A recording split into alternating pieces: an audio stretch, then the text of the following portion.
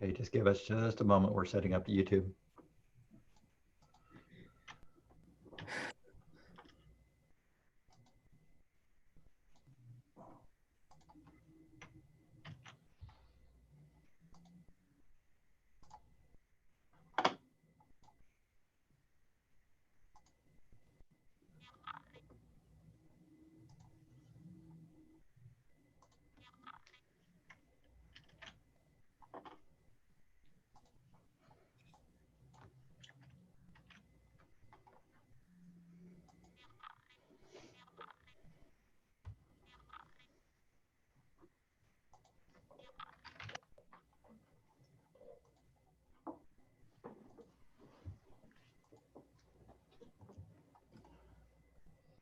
All right, we're good to go.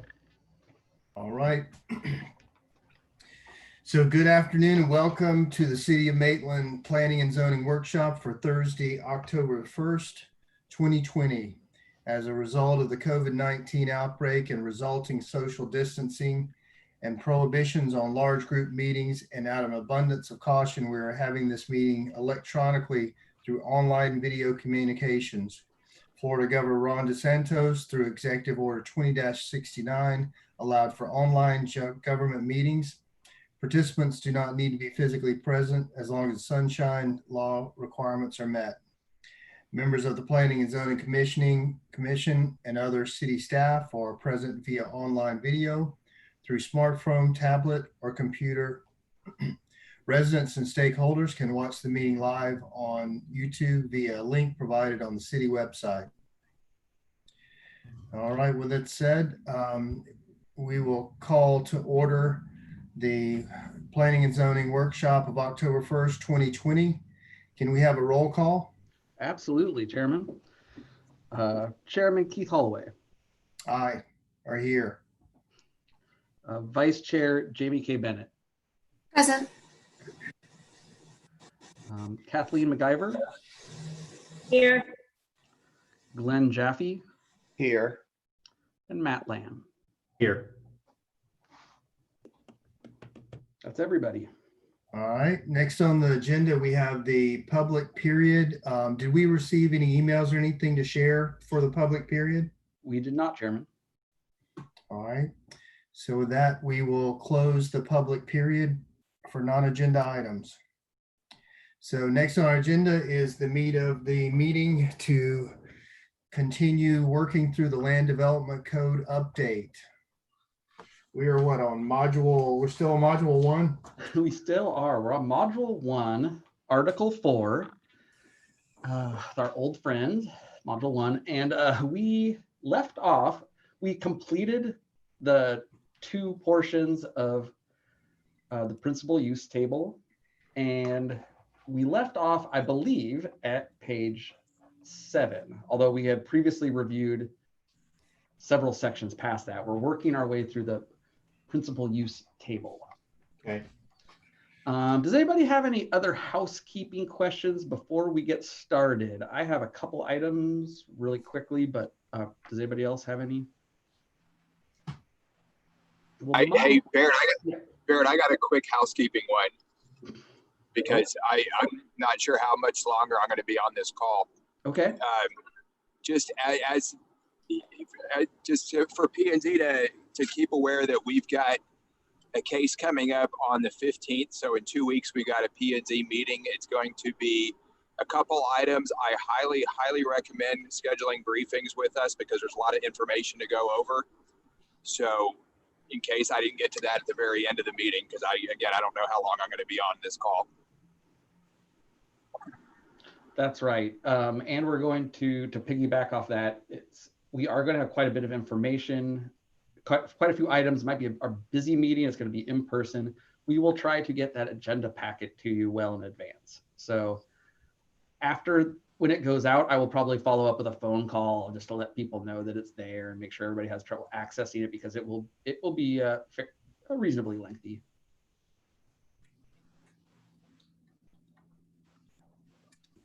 Oh,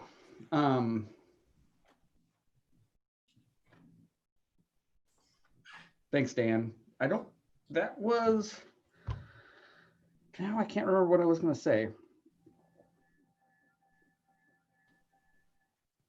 So I guess we can get started. If I remember later, we do have old business and new business at the end. Okay. So can I ask a question about that? When do you think you'll have, I'm actually out of town for a long weekend there, so I'm just curious as to when you think you'll have the agenda out for that.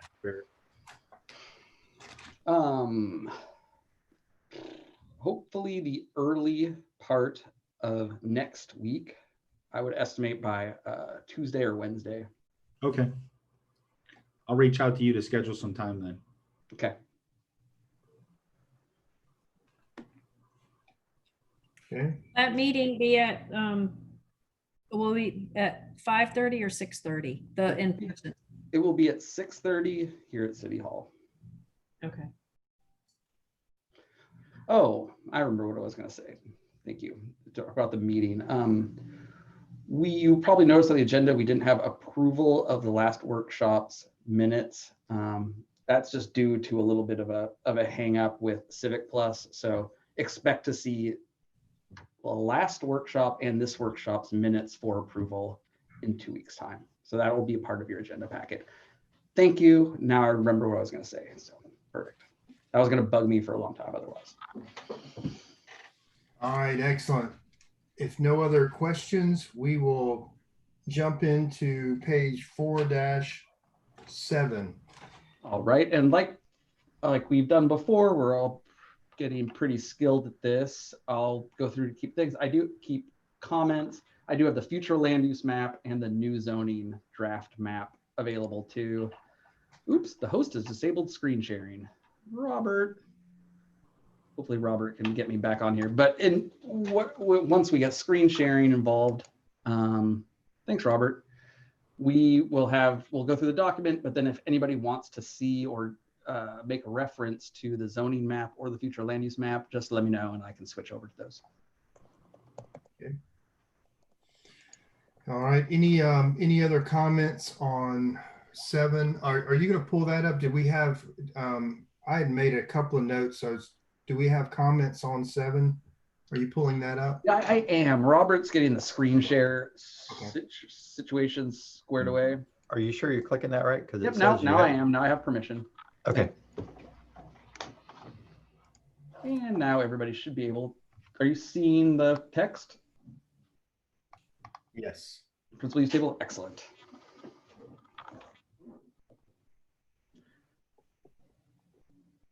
I believe we left off at education. I mean, depending on, this is a recap where we are working our way through the use table, kind of going, looking at each column and line to make sure that all the uses in different districts are appropriate. And I think we left off at college or university. Could you click on those just so we can remember? So that was I think now I remember we were saying that we thought that should be C. Conditional in the MX. And that was just a typo. That should be allowed. All right.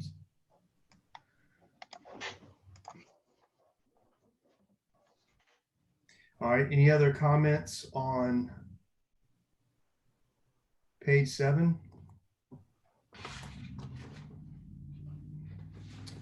Let's go to page 4-8.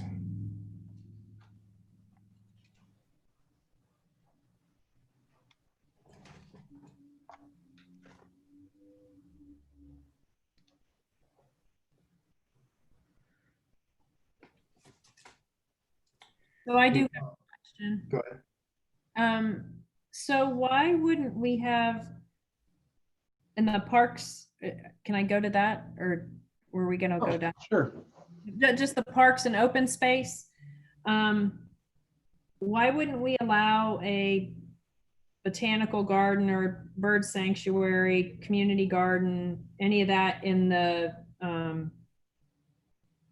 NC? Shouldn't that be allowed in that? Well, again, the reason that there's not very many things in the neighborhood commercial is because that is a new zone. There's no, if that's the one that was supposed to be right on the periphery of the residential neighborhoods for neighborhood services. So again, it was trying not to draw any traffic from outside the immediate neighborhood. So that it was pretty limited. We could, but then again, it is a new zone. So if that's something that we want to see all parks and open space allowed there, it's just that if somebody was planning to have parks and open space, they probably wouldn't rezone to NC in the first place. On the other hand, why it's not allowed in Gap, that's probably a good question too. So. Well, and that was my next question is why isn't the bird sanctuary and the community garden allowed basically from the downtown Maitland all the way across over to the right in the Gap, the commercial, the planned development, all of that. Yeah, I agree. That was probably an oversight. I mean, I think it does belong in the Gap. Probably the only zone here that's over in over on the west side in this one particular residential neighborhood. But you think it should be permitted anywhere? Well, a community garden, I don't think is an issue. I think that should be permitted all the, pretty much like almost all the way across, unless there's something we don't know, because we still don't know what that west side, what is it, the NM or the RT? But I'm just saying, I just think that it should be, I mean, a community garden, you're not talking a farm, you're talking a. Right, they can be pretty small. Yeah. All right, I agree. I mean, is everybody okay with that? It's a very, and that is as a principal use, but still, I mean, it can. I don't. I'm good with it unless, like Kathleen says, there's something we're missing here. No, I don't think so.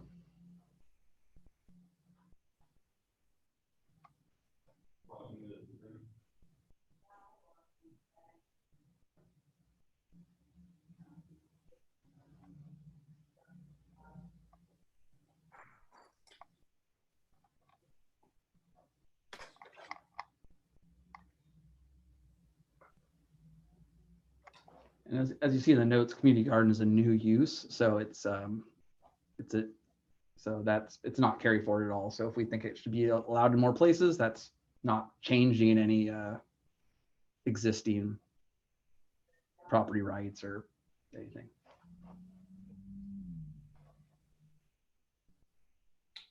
All right, anything else on this table?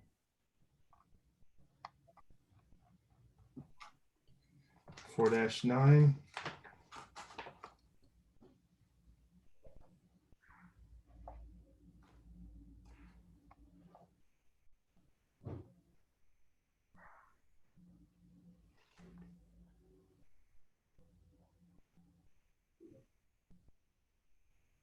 I know we had talked about on the television and radio station. Why would that not be permitted in like the Gap or the neighborhood commercial? Unless you're talking, again, I think we talked about like iHeartRadio. Yeah, and again, the Gap, that would be government arts. So I don't think there's probably going to be any television radio station on government-owned land, nor necessarily, again, in that new neighborhood commercial district. The thought was that it would be permitted outright on the west side, which is, again, right now this area and in here where iHeartRadio is now, and conditional in downtown.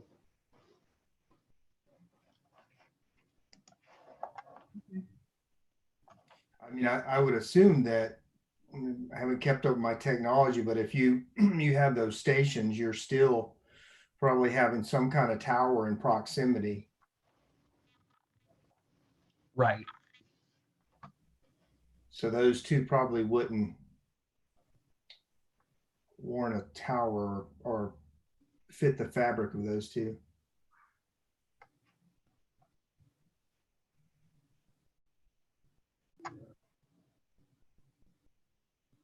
I would point out this is a new use as part of when the city pursued its Soul Smart designation from the Department of Energy.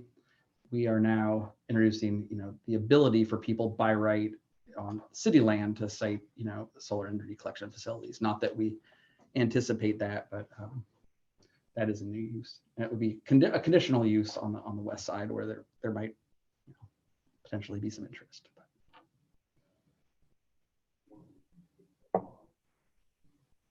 Just a note of interest, not anything to necessarily edit.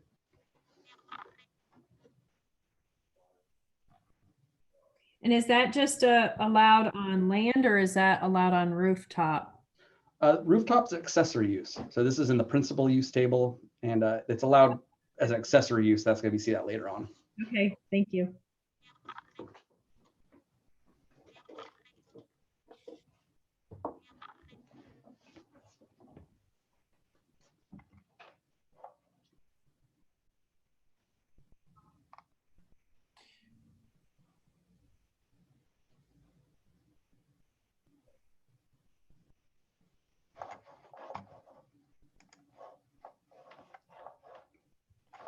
So is the bus or rail terminal is pretty much just limited. Okay, so that is the west side and downtown Maitland. Mm-hmm.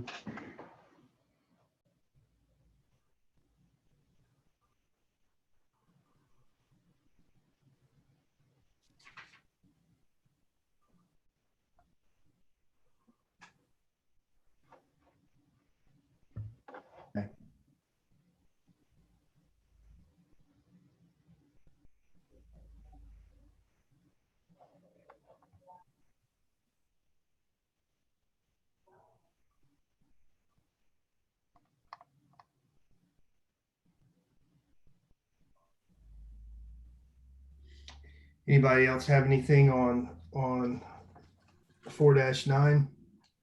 I guess to that point on that, I mean, I understand the uses, but why the designation of private? I guess is that just the nature of it? I mean, but yeah, I think the one difference is I think it's making distinguish between our links and our sort of links to sub-facilities and Sunrail versus again, whatever kind of Greyhound or Greyhound-like service would come along. I do think there's a distinction there. I have to go back and check in the classifications that we went over last time. I believe that they're distinguished there as well, but we can check real quick. So in other words, I think the public ones or the non-private ones get a little more leeway in terms of where they're allowed, but I guess really the only difference is in gap or not.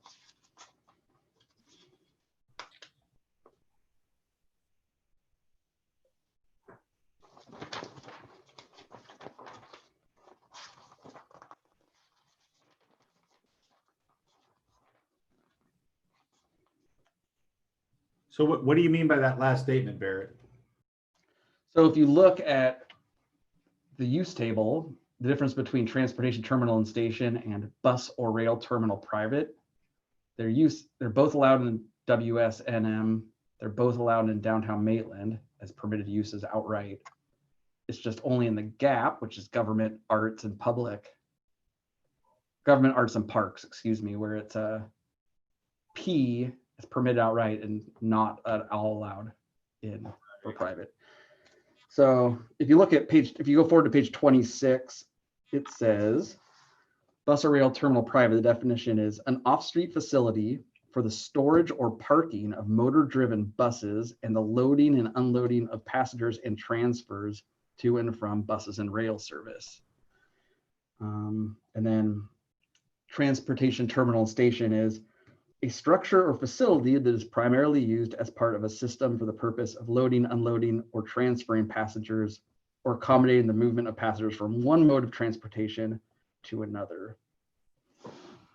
So I think that would capture our park and ride and Sunrail station and any link service that hopefully one day might accompany that. Right. I guess I'm then, sorry, I probably should have gone to page 24 so you could have read along with me. would we want that to be included in GAP then? Because there seems like there's a little inconsistencies with that then. The private, like Greyhound style on government property. Well, you have other designations there or uses of that are designated as private and they're allowed in GAP. You've got the Sure. parking facility private. That's a fair point, and I also think that's probably might be ripe for public-private kind of partnership stuff where we might want to do some kind of transportation system in the private sector that where we would donate the land or something like that. So fair point.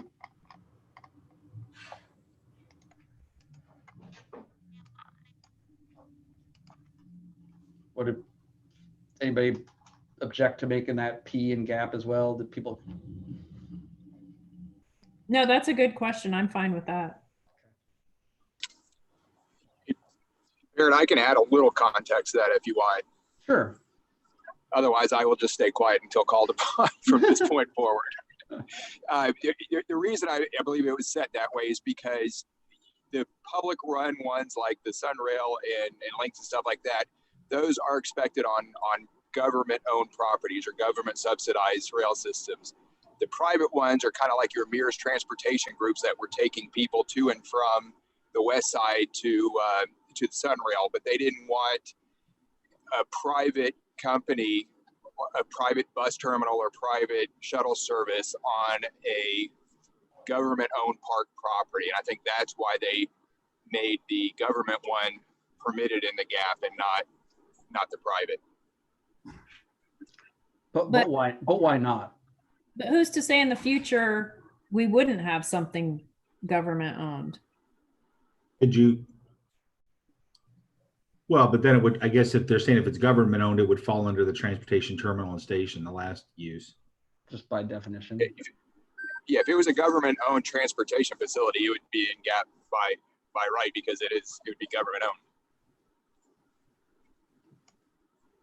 Right, but similar. So then I understand where you're coming from, Dan, and not to overanalyze it, but to the point that Barrett made relative to the parking facility, right? That we have a parking facility because we have those use designations or use types designated separately in the table, and yet we have them both permitted in GAP. Would we perhaps, could you not potentially foresee the same sort of situation as Barrett referenced in the parking facility, potentially being consistent with a bus or rail terminal, private facility, and it could be doing the same thing? Or let me ask this, would we then maybe want to say that bus or rail terminal private be conditional? So I would rather personally allow it by right than make it conditional. I'm not a big fan of conditional uses. Okay. I think they don't serve a good point. Okay. I think we can leave it open because in the future there may be a transportation group that we lease some land on one of our parks or something like that. So I have no problem not shutting the door on it. I just think, and again, I'd have to open up the map for where GAP is even located. I don't even remember, but there is some on the west side, right? Which one's GAP? Yeah, it's the green on this map here.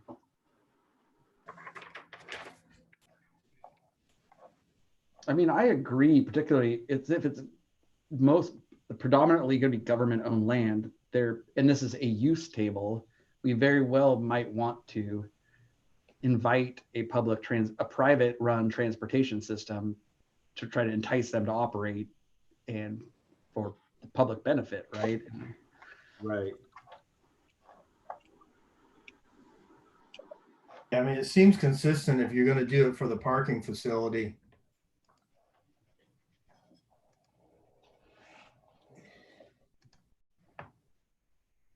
We may want to look at some use specific standards in the GAP for private. Okay. just because the Gap has a lot more flexibility and development standards that we don't necessarily want a private transportation group coming in and going, it's too crazy. So maybe we can come up with some limiting use specific standards for private and Gap. Okay. I'm no longer going to talk unless called upon. Dan, you're always welcome to talk as far as I'm concerned. Control yourself. You're doing a good job. It's your show.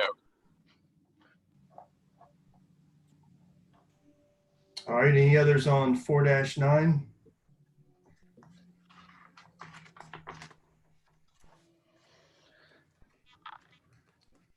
Good, 4-10.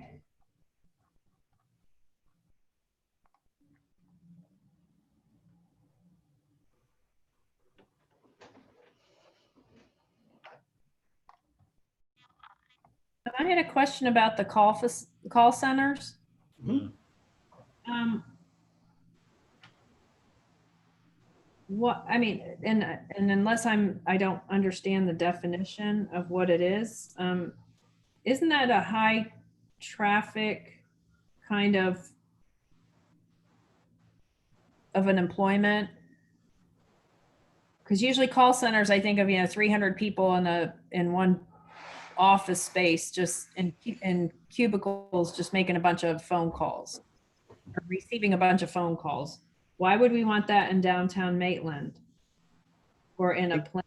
We talked a little bit about that last time. They're parking hogs. So the problem is they may never have enough parking anyway to want to be there.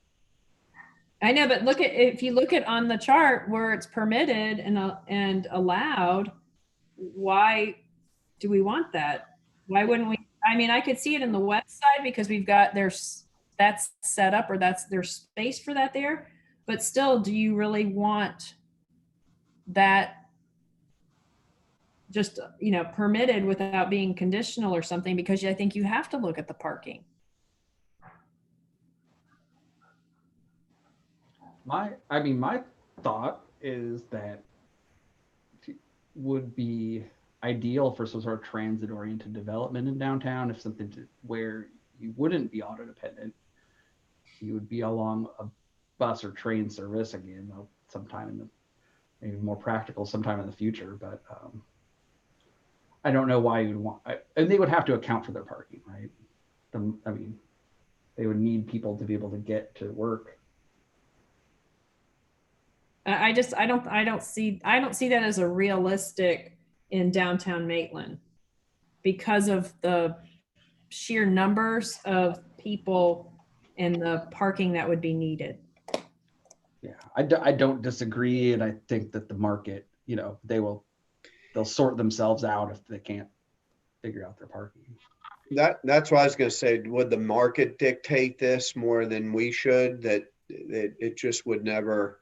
They probably wouldn't do it because they could never accommodate the parking unless one day our transportation system was set up in such a way that people were busing or training there. Or we had a bunch of structured parking within walking distance. Right. I can imagine a couple of scenarios, but I completely agree with that would be perhaps right now so challenging that it probably wouldn't happen. But why should we take the chance and just say it's permitted? Why don't we say it's conditional? Is it a bad? I guess I'm wondering, I'm curious what other people think, if they think it's a bad use. I mean, is it something we want to? Look at how they built Dr. Phillips without any parking. The performing arts, they didn't build a single parking garage and they allowed that. I think that's one of those things you have to look at, because unless you go down there and actually use that, parking is hell. Why do we want to recreate something like that without having them have to figure out the parking? You're saying, Glenn, yeah, it's, they'll figure it out and the market will dictate it, but I go to too many functions and see where there's not enough parking.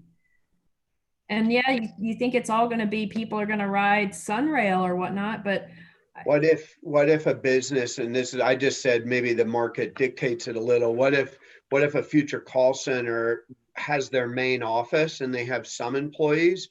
there and they want to be in our downtown, but all their calls get routed to people who work from home. So do we want to just pick on a particular business? That was my question. Yeah, I've been trying to dig back and find that, how we define that call center.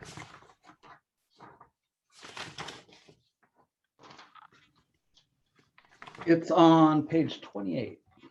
I can flip there for us.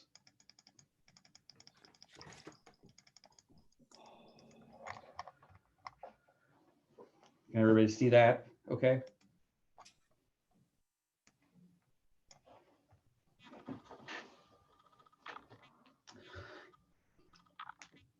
If it's helpful, I am familiar with one business in Portland. It was called Ruby's Receptionists, and maybe you guys are familiar with other ones where they are not, rather than like telemarketing, they are an answering messaging service for small businesses that don't have their own phone messaging capabilities, like their own necessary receptionist. So they would contract, or the volume of calls that would necessitate that. So they would contract with this business that would answer phones for them and route them or take messages or basically provide reception services. It was pretty neat business, but so I guess call centers can be a range as it's described here. It's not just telemarketing, which I agree is certainly has a unsavory reputation of like really low paying like jobs that kind of undesirable, high turnover, not really anything. But some of these call centers are not quite like that, I guess. Well, I guess what I'm trying to understand, are we concerned about the density? Because if it's the number of staff in there, I mean, I've been in those call centers, and you know, I look at my office and we've got all the cubicles and everything. So there might be a little bit more numbers, but it's almost like we're concerned about, or if we're concerned about numbers, doesn't our code and what we allow relative to the occupancy relate to the parking count just based on our city requirements? It does, the by square footage.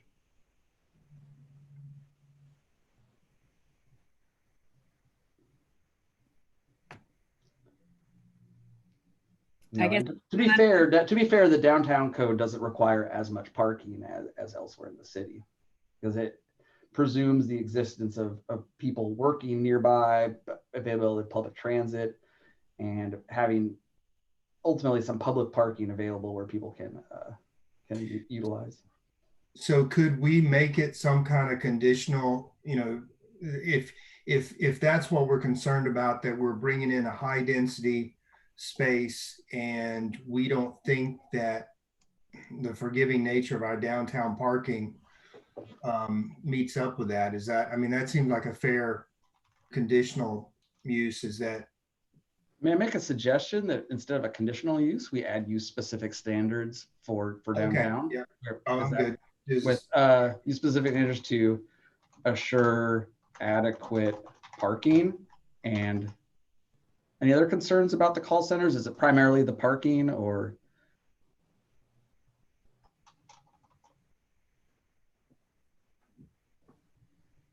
Kathleen, is the parking the main concern you had? well, and I think Barrett said it, it's low wages usually. And what are they going to contribute to our downtown? Are they going to be able to afford to eat down there too? I mean, are we setting ourselves up for failure? This is a 50-year plan is how I'm looking at it. What are we aspiring to do down there? Are we looking to have successful businesses that will sustain our restaurants and our shopping and everything that we're trying to do in the master thought process of this? Or are we just looking to just get businesses in there and who cares? This is where I'm struggling, because nobody seems to be having any conversation about what is your vision for this? I don't understand it, because it's just a bunch of uses and then we just say, okay, we're good. I mean, what is the vision? Does anybody else have a vision Well, perhaps this is helpful to think of it as business support services is the category where all these fall into. So a call center, again, is not, as I said, is not only telemarketing. In fact, in most cases, it's a business support service for sometimes for our local businesses that small offices might utilize. That's, I think, the vision is that you do want to have these certain business support services, like our office might need some office staffing, right? Again, these are not necessarily, I do sort of go back to the letting the market dictate some of this, because you're right, Kathleen, that call centers typically are lower wage people, and higher volume, but at the same time, they're not going to pay any downtown rates. So they would never be in an office that was that expensive. They would go out to, whether it's an old mall or someplace where they could spread out and have cheap space with the lower income employees. I don't see it as a big concern as long as a business had the parking. But yeah, right. The parking is a concern. I just think that we're much more likely to get a really boutique type small business that does this kind of thing in Maitland for this market. But the parking, I mean, I would really hate to exclude it, because I think it's going to be valuable for growing other businesses. But making standards to make sure a big honking giant call center doesn't come in downtown, I think that. So maybe parking and scale, would that help alleviate some of the concern? Like, because I don't see the big honking, call center. And I go back to, we can now reimagine what a call center might look like. And it may be a small office of staff where calls are sent to people who work from home. So but that business wants to be well located. The main office. right. Well, but then so business support services, and then if you go down to the next page, it says employment agency. You look at the definition of it. It's finding people to fill jobs offered by employers, including an establishment that provides day workers or laborers to third-party employers for a fee. Is that what we want in downtown?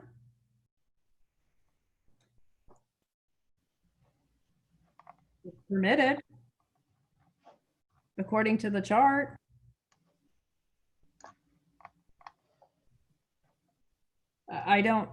This is why I'm asking these questions.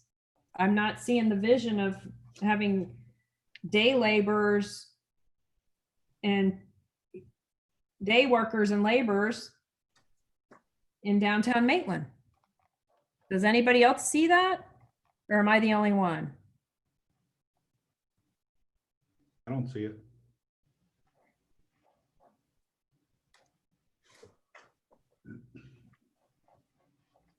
I don't ever imagine it. But it's on the chart and it's permitted. That's my whole point. It doesn't, if it's on the chart, you were saying this is what the chart is and this is what people can do. Is this what we want to allow? Is this what you want to put your name on and say, yep, I said that was okay to do that there? For staffing agencies, I mean, it's tough to, I think, And what if I'm a headhunter or a recruiter? yeah. But that's not, but it also says provides day workers or laborers to third-party employers for a fee. There's a woman who lives on Lake Nina. She runs a CFO business, and she provides, you kind of rent a CFO to come in and audit your books, or I get day labor. Yeah, I know. I'm not. I'm just asking questions. I'm trying to see what your vision is for downtown. I'm trying to see what your vision is for the residential districts. I'm just trying to understand if I'm seeing something that nobody else is seeing, or am I just asking crazy questions? Well, I think I'm trying to look at it and understand our because I think you're targeting what is sort of the lower component of it. And I guess I'm trying to see if we're get rid of completely, is there something, like you said, Glenn used the example, that somebody's, basically getting CEOs or others, I just trying to understand, are we putting a wage scale to this requirement? Yeah, I mean, temp agency offices use them, sometimes when they might need workers for a month or 2 weeks for a particular project.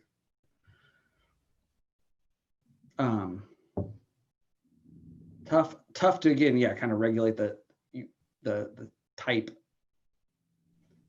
the desirability of these kind of jobs, right? To say, like, that's a tough thing for us as a city to regulate, unless you wanted, let's not permit all of them.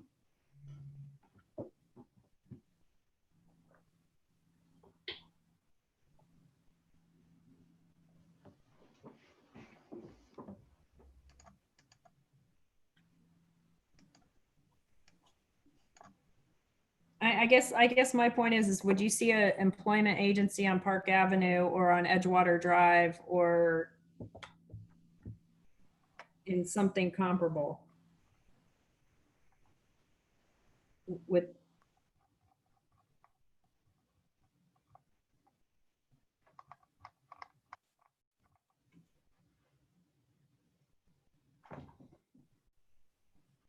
Would you see it not permitted? I mean, I couldn't see the business there, but is it written in that you can't do it?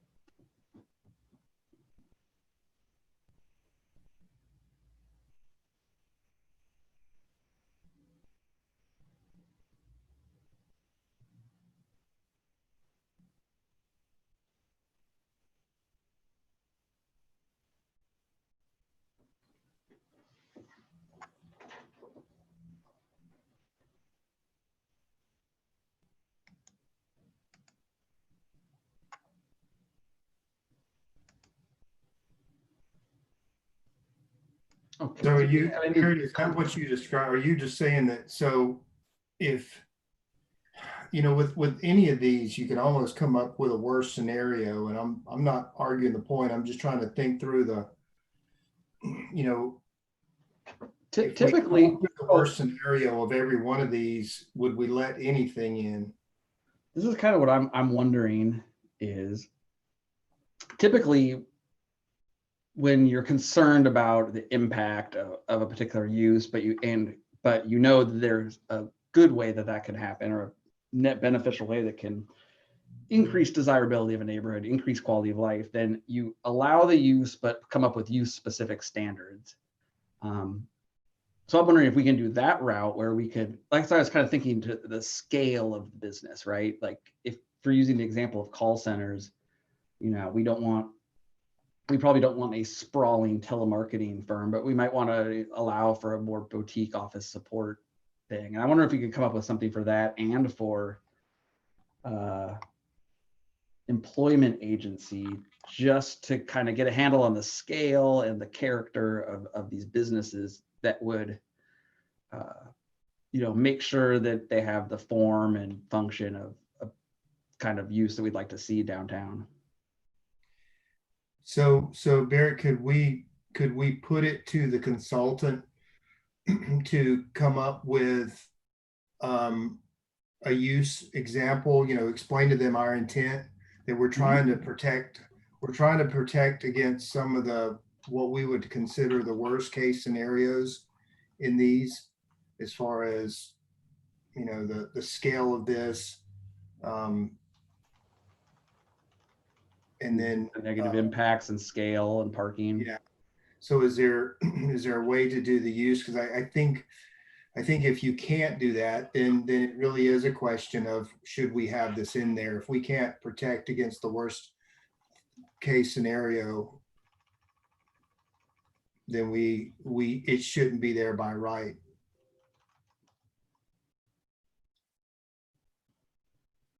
Kathleen, how's that sound?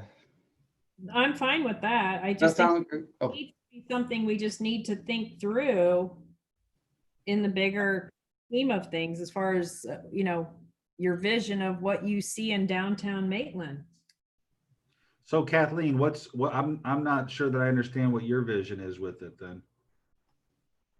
Well, I mean, if you look at, so look at what, just for an example, just because it's something we drive, Edgewater Drive, Park Avenue, Baldwin Park. You look at some of these, how these are built and what their form and function are, as far as, what they have for parking and street parking, or businesses. And again, just looking through, thinking it through, because I'm looking at a visual. I'm trying to see what would this look like in my head if I put, say an Edgewater Drive in downtown Maitland. Or, downtown New Smyrna Beach or something like that. I mean, what do you see in your head as being the businesses and the shops and the restaurants and the, what is that going to look like? What is your vision? And these are things that I just don't see because of I have no problem in the, on the west side where the business, Maitland Center is, and that whole area. But for a downtown Maitland, I don't see it. You don't see what? The call center or an employment agency, or, without, some of these negative impacts. But I guess that's the question, right? Because as we kind of talked here, at call centers, I think I have maybe the same connotation, but an employment agency, to me, I could see that as nothing really more than a storefront, right? I don't see that as, I guess the day laborer thing is maybe what is at issue, right? Where you have a whole bunch of folks out there hawking people driving by to kind of get picked up to work for the day. Yeah, I don't think we want that. Right. But if you were talking about like a staffing services place, again, I don't know where those are at, but I would see those as being like a storefront business, no different than a, from externally, no different than a realtor or something like that. I understand that, but again, it's what the definition is in this book. And it specifically says and addresses day labor and, hang on, I just had it. And where I've seen those before, yes, there's people hanging out outside waiting to be picked up. So do we have the flexibility to modify the definition? Well, I don't know. That's what the consultants have given us. I don't know. Keith, yeah, of course. Yeah, we can. Yeah. I think it ties with, put it on them that can you give us a use right. or a definition? I think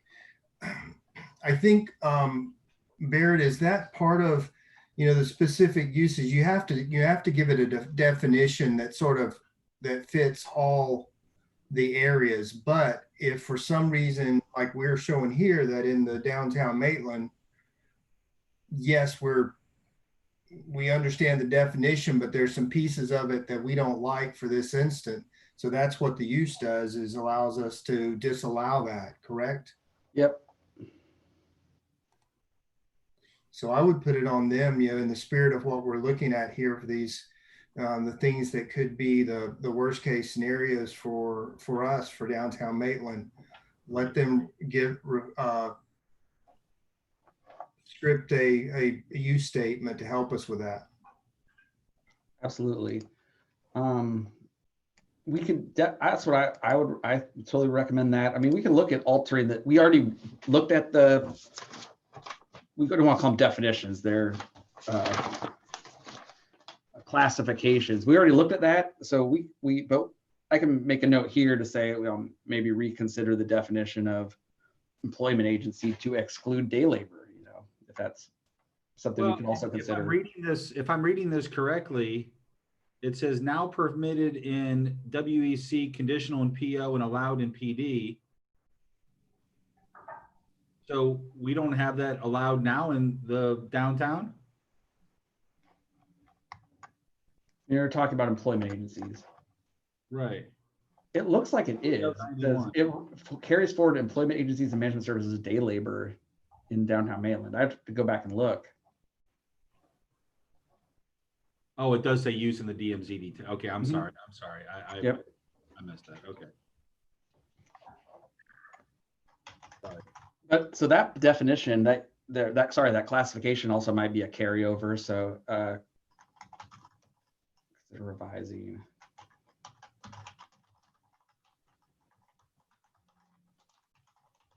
Does that capture some of the concern?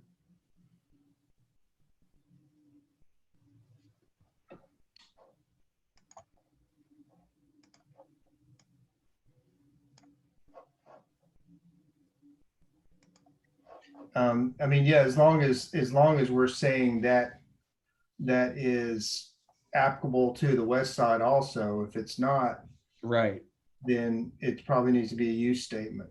Right, exactly. And I made sorry, I didn't want to interrupt, but what I did is I made this, instead of just being about the call center, I made this about business support services more generally. So all three of these say, you know, use specific standards to assure adequate parking and scale for downtown and protect against negative impacts. And then specifically on the employment agency, I heard people saying, you know, some consensus around revising the classification to exclude day labor. Unless there might be some, you know, constitutional issues about that, and it might be difficult to enforce when, you know, because some short-term, you know, employment labor is okay, some's not. I mean, well, that's a good one to put on the consultants, I think. Well, this discussion is going to carry over to the next chart because of lawn care. So are we good? Anything else on 4-10? All right, let's look at 4-11. Well, on the bars, taverns, and nightclubs, why is that not permitted in the Gap and the neighborhood commercial? They've got it as conditional in neighborhood commercial. I would think that that would be one of the things that would be. Same thing with the microbrewery and or distillery. You're already doing the restaurant takeout and delivery in a lot of those areas, so why isn't it just all permitted? Since it's Probably the compatibility, the potential for rowdiness, I guess, right next to a residential neighborhood. I think that's why nightclubs. Yeah. well, the nightclub thing I get, but I'm just talking about like a bar or a tavern. You know, like we had a conversation about it with Dan about, you know, having a bar in the neighborhood kind of a thing. Sure. Kind of like a or something. No, fair point. And I can tell you that was the thought process for the neighborhood commercial, is we didn't want that. We're trying to get this in the code and didn't want people to get freaked out by the possibility of having a rowdy microbrewery or rowdy bar like right adjacent to their traditional neighborhoods, because we told them in the comp plan that we were going to protect their traditional neighborhoods. And this is kind of our compromise to say, hey, maybe a pub that has some, you know, food and beer and wine, as opposed to like a full on.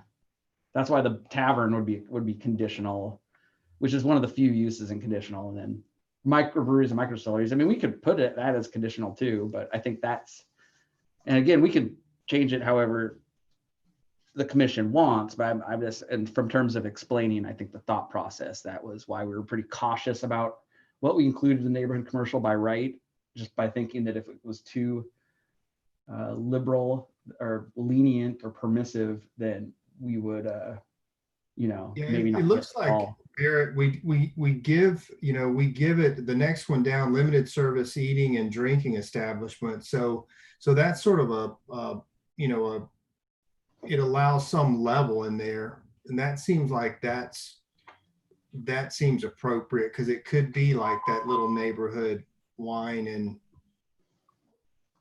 beer place, I would think would be under limited service eating and drinking. Yeah, again, the classification on page 28, it talks about, for consumption either near the premises, we have lounge-like chairs to engage in group activities, as opposed to a sit-down restaurant. You'd go up to the counter to order, get a sandwich.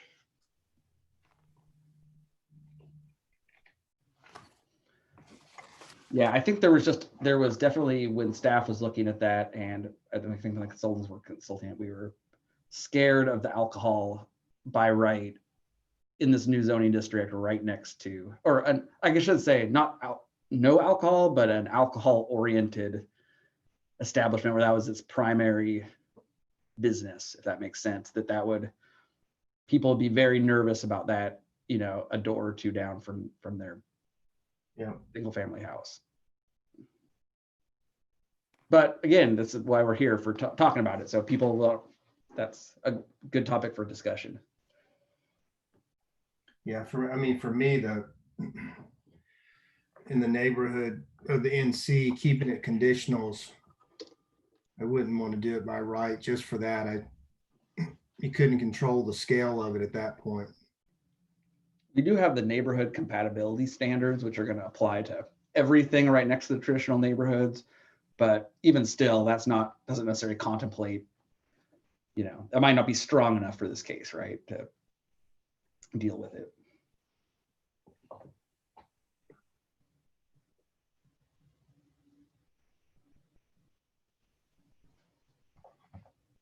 That being said, would we want to do the same conditional for microbrewery, micro distillery, or just leave it as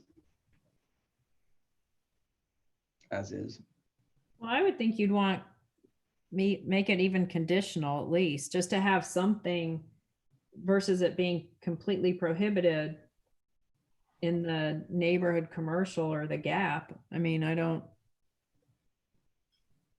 Again, that probably the thought process behind that, again, is that those have production on site. So that was, I think, now thinking back, I think sometimes smells, noises, rather that can be when you're producing wine or producing beer or liquor, spirits on premises. Possibly that would have didn't necessarily belong right adjacent to a residential neighborhood either. So that was the process there. Yeah, it just seems high volume to me.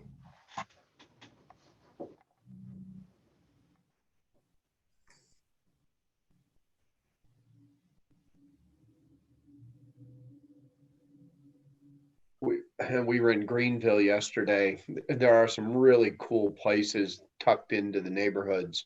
I get nightclubs, you wouldn't want them there, but there's some really quaint little eateries and places like that are neighborhood commercial. South Carolina? Yep. That's a perfect, there's a vision right there. Right. Nope, that's a very good vision with the main street they have there.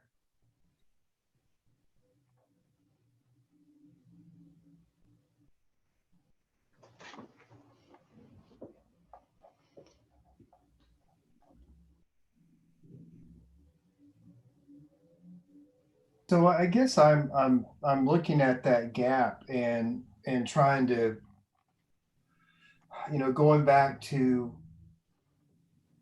I mean, I know these are government, but would there be an opportunity here that even sort of a beer garden like set up, off of one of the parks or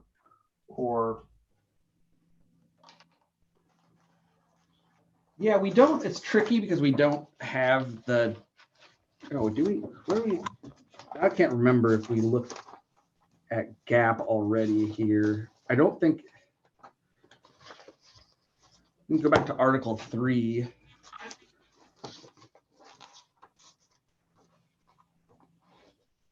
In that case, Chairman, might it not be an accessory use though, or a temporary use? Or are you imagining a permanent beer garden off the parks?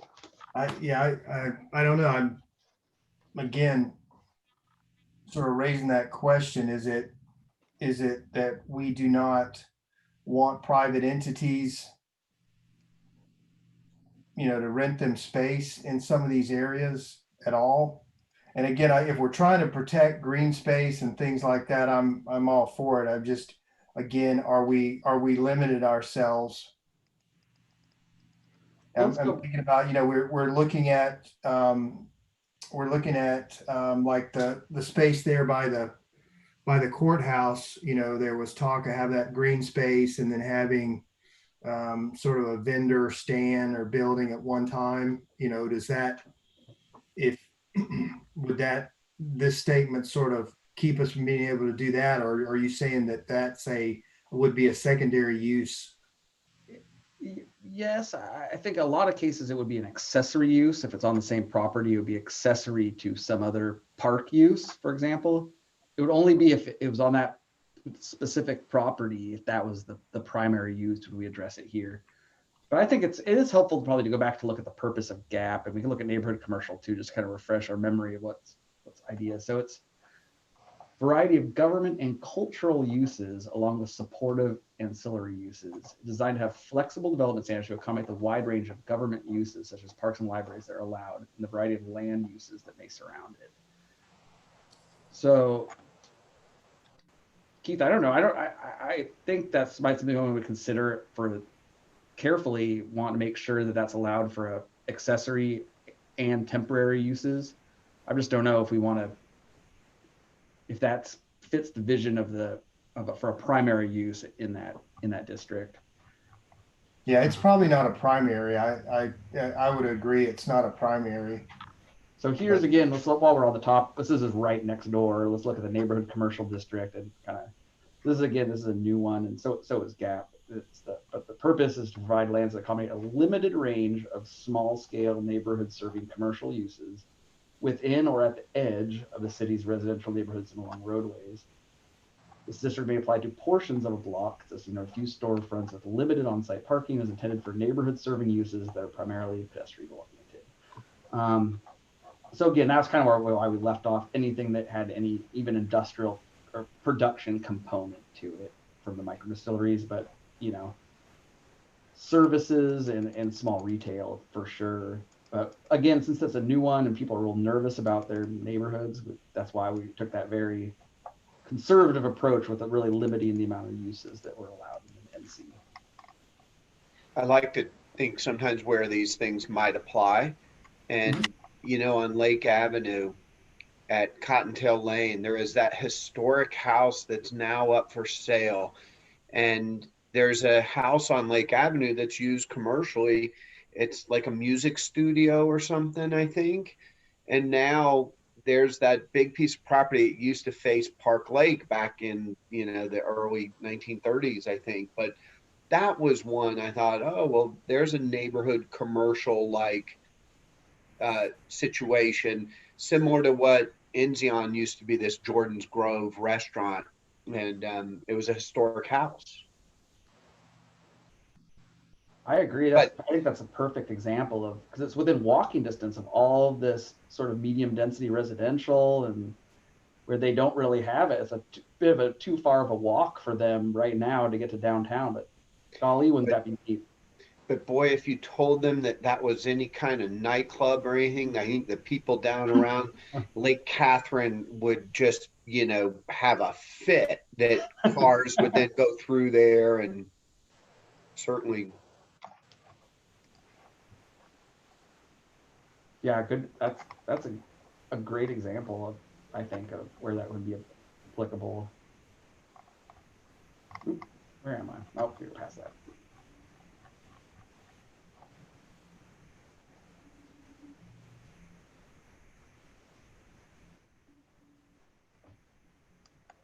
All right, anything else on 4-11 we want to note? Why the restaurant takeout and delivery only on the, it's not permitted on the west side, or it's conditional in the downtown, and then it's not permitted in the Gap. Correct. Gap, being government and arts and culture. It is a neighborhood commercial, and it is on the west side. Remember, this one's blank for everything, so you don't know what's going in there. And it's in the MX and conditional in downtown. Okay, and then what about existing restaurants? Kind of like with what we were talking about with the, I know we haven't adopted it or voted on it, but just that specialty.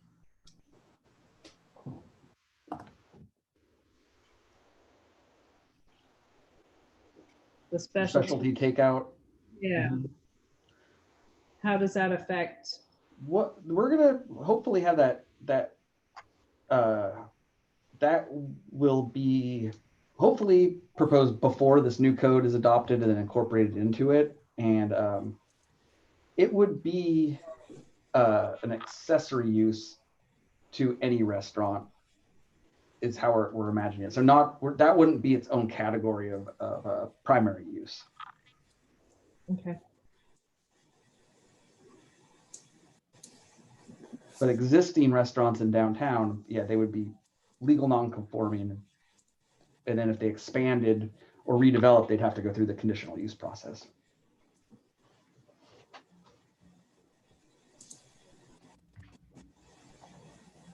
I had a question on the restaurant breakdown. So why exactly have we classified only takeout and delivery versus like a quick service restaurant?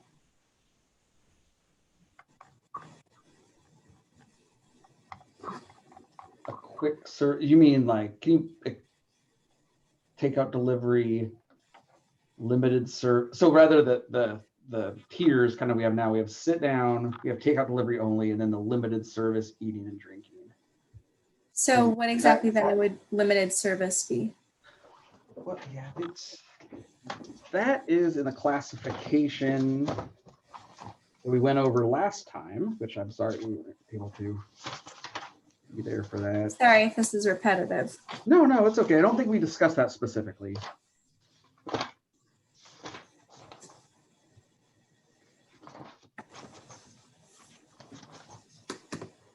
Or 28. Thank you. The establishment which sells food and or drink ordered and picked up in a cafeteria style or buffet style fashion, or which sells snacks and or non-alcoholic beverages such as coffee and juices for consumption either on or near the premises. Interesting. May include. That's almost like some kind of, that sounds like an accessory use to like a conference center or an employment office. No, that's well, that's like a snack bar, and that's we'll run into that in the accessory uses.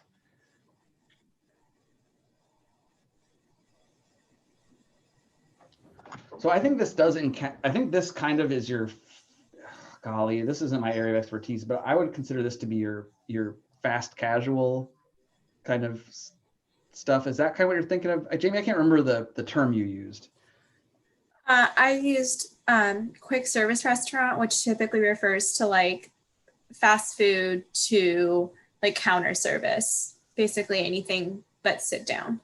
Yeah, and so ordered and picked up in a cafeteria style or buffet style fashion. So that's not takeout or delivery only. I think that's where it would fall in our classification system.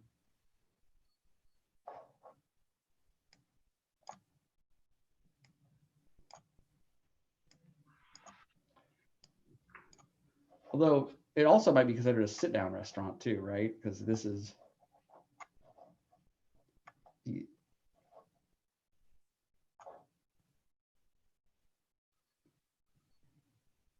On second thought, I think it might fall into here because that does run the gamut of.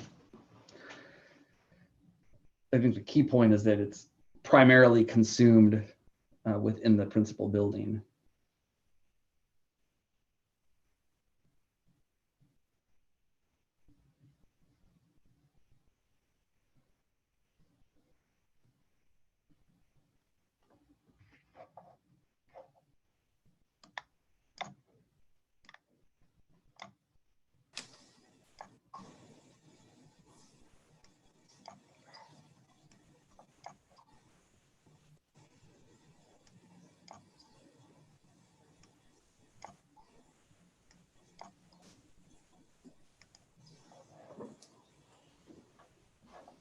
Is that helpful? I don't know if that answered your question, Jamie. I'm sorry.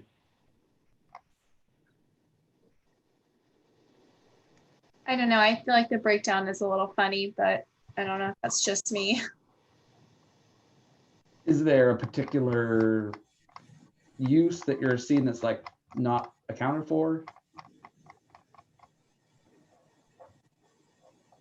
Or I guess if you don't have to, I don't want to put you on the spot if you don't have that answer right now. Think about it. If you do have suggestions, feel free to.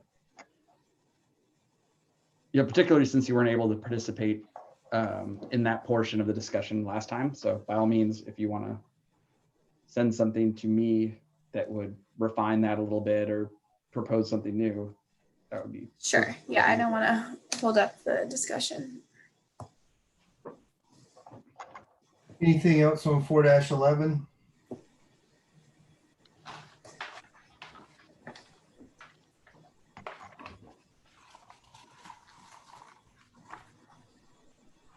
So we can go to 4-12. Eric. Okay. This was the one I thought that was going to carry over.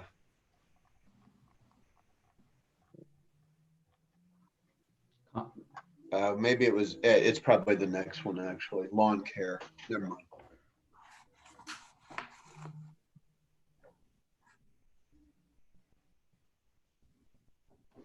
So I do have a question. Why wouldn't we allow a contractor's office, a general business office, a professional office, arts, performing arts, craft studios in neighborhood commercial?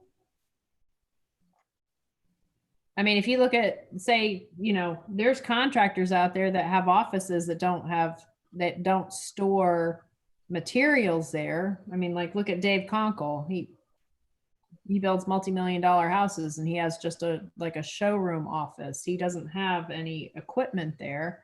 Why wouldn't we allow something like that in a neighborhood commercial? Does that make sense? Yeah, I can again kind of explain our thought process was that those were only going to be service and retail oriented use or zone district rather than just for general office use. Because there would be unlikely to be used by the people in that neighborhood, I guess. Right. So let me rephrase it. What about a real estate office? Would that be a general business? It's a professional office, right? Right, but that would be something that would absolutely, you have people that work just certain neighborhoods, like Lake Nona, or it's all over. Why wouldn't that be something that would be fitting for a neighborhood commercial? What do folks think?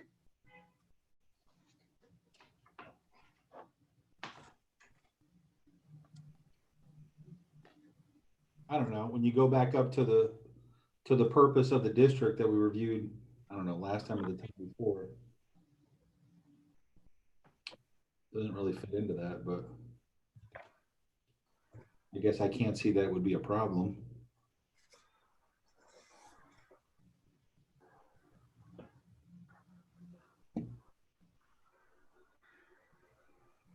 Well, I guess part of my question is what do you see in the neighborhood commercial? Maybe that would be a better question, then I wouldn't have to keep asking so many questions.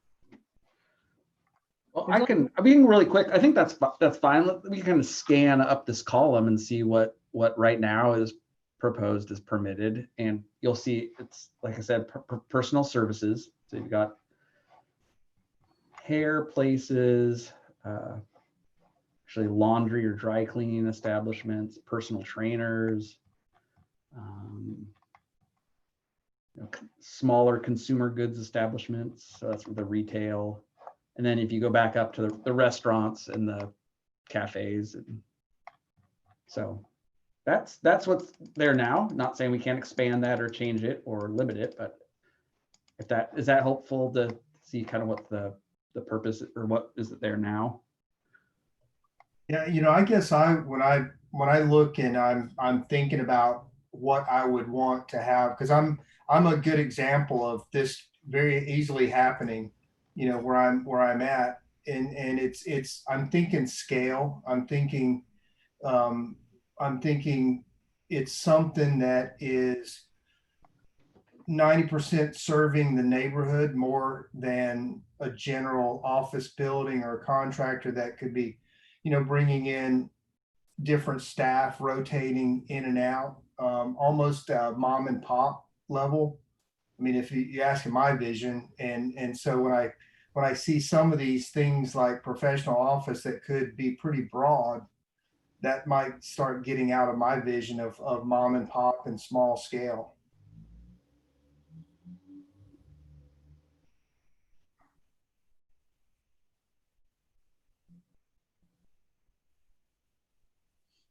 But I do find it odd that we had laundromat in there.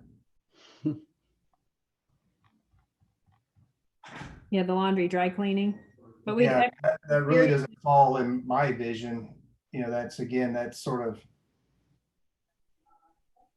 They're interior. pretty common in neighborhoods.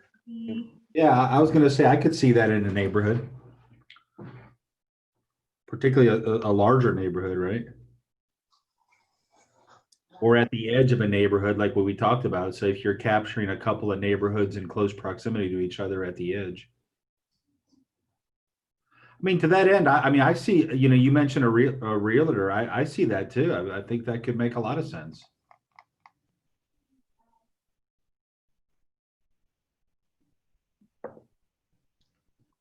So maybe again, where certain professional offices uses would be a good idea, we could change it to P and use some use specific standards.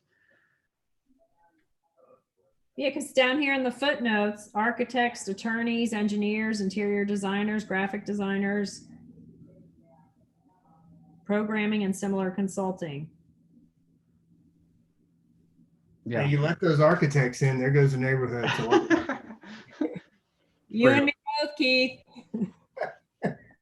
No, and I kind of see it working both ways, right? Because the vision for neighborhood commercial was that people would embrace it if it would be more likely to embrace it if it was something that enhanced their life. That's something that they would walk to, right? Or whereas, but I guess the flip side is if you had professional offices, you could have residents there that would run their business at the edge of their neighborhood, and they could at least walk to their work, but it would be, or bike, or but it would probably be one or two people as opposed to the market that business was serving, if that makes sense. Yeah, no, it does. And this is where the dilemma comes in, right? Because some of these use types have got such a broad potential, and trying to restrict the, certain components of that potential becomes a challenge. And, I think it does have to kind of allow the market to kind of bear that. I mean, would a realtor determine that an office in the neighborhood commercial would be of value to them? I don't know. One might. It could potentially be huge. Or nobody ever may do it. Correct. Because it's so full, there's no occupancy available. How's that? Perhaps. It'll never be very big because you're not dealing with that much space. But they don't have big footprints now anyways, because Oh, everybody. no, any of them. Yeah, Yeah. no, any of those offices. Yeah. Right.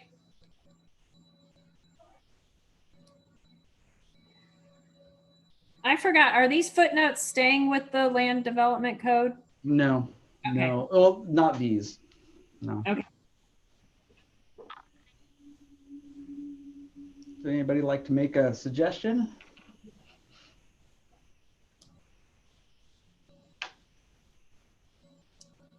If it says conditional use, does that mean they have to go like through planning and zoning and city council? Yeah, it's that's right. It's at minimum 4 to 6 month process. It's quite expensive and they don't have that certainty going into it. And as Dan alluded to or stated at the beginning, one of the great things about this code is that it's going away from conditional uses and towards use specific standards. So it has that predictability upfront to both residents and neighbors and potential property users.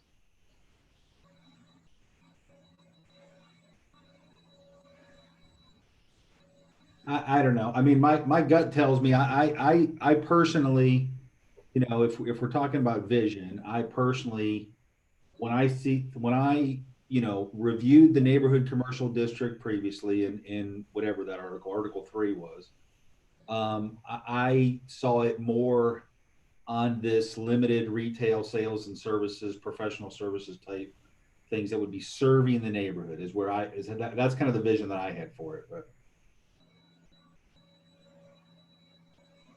And I guess, well,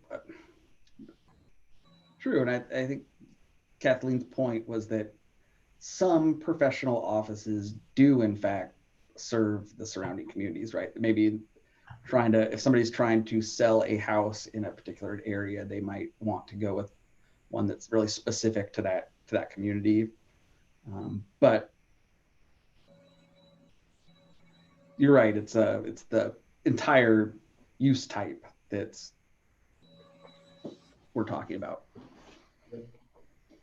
And I don't know what percentage of or what portion of professional offices are oriented towards specific neighborhoods and how you would try to limit it to just those.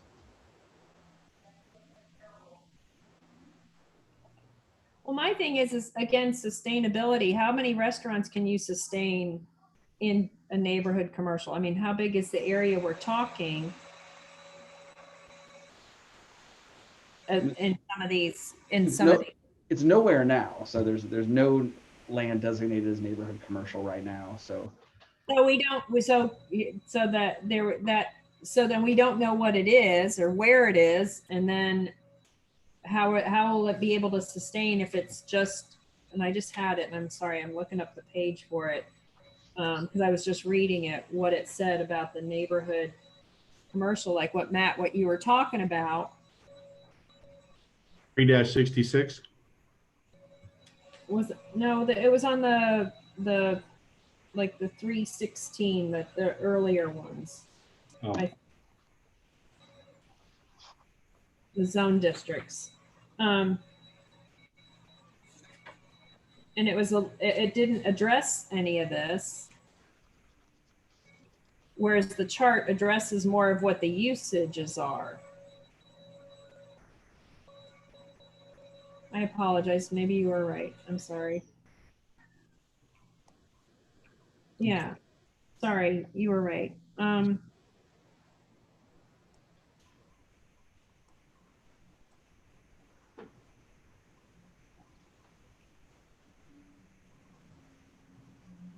It didn't really go into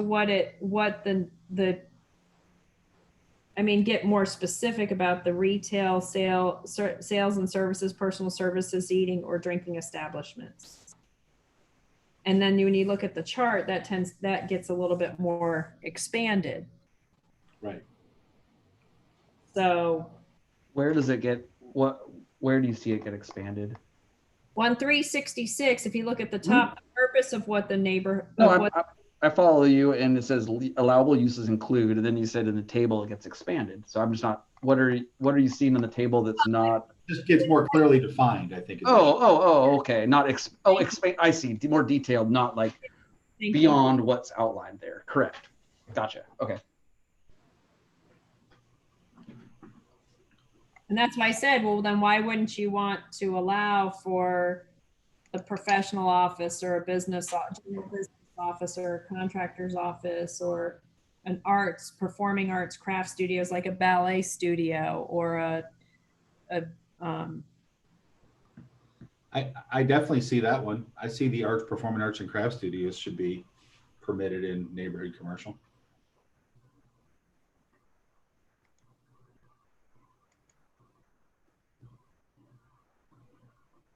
Yep.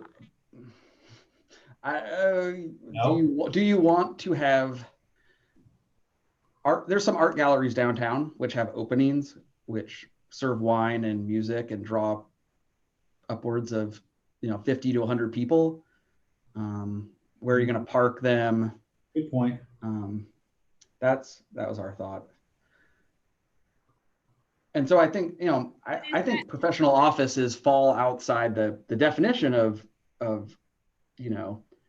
personal services, eating or drinking establishments, or limited retail sales. But see to me now you just changed the personal services as far as arts, performing arts, craft studios. I'm thinking of a ballet studio or a dance studio or something, that the little children in the neighborhood could use, and it would be right there, versus the Gap, which would be, that to me is like an art gallery would be. Sure. I think that I tend to agree that fits more of the vision of neighborhood commercial than professional office. It's just I'm concerned about the reason why we left it out before was because the concern about traffic. In fact, we made a joke. We were like, I wish we could figure out a way to limit it to only unsuccessful art galleries, or that people wouldn't drive from far away to go attend.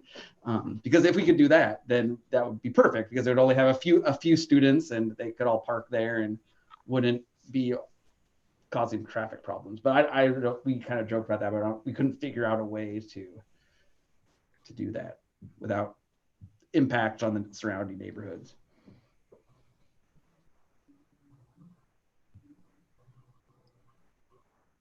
Yeah, it's almost, I guess when I look at those, it goes back to that we're thinking, I think we're thinking of this, that it's at a certain scale, but, so if we're okay with those come in, do we need to put some use specific standards on there? Because I mean, when I read the definition of a contractor's office, it does say we're permitted, basically it can allow for storage of materials outside. So then if we say it's okay for them to have an office, does that to keep that vision, do we need to restrict that some more? Same thing with professional office. I maybe we're thinking it's a 1 or 2 room office, but this could open up something bigger than that, and is a big office space right next to somebody's house really what we want?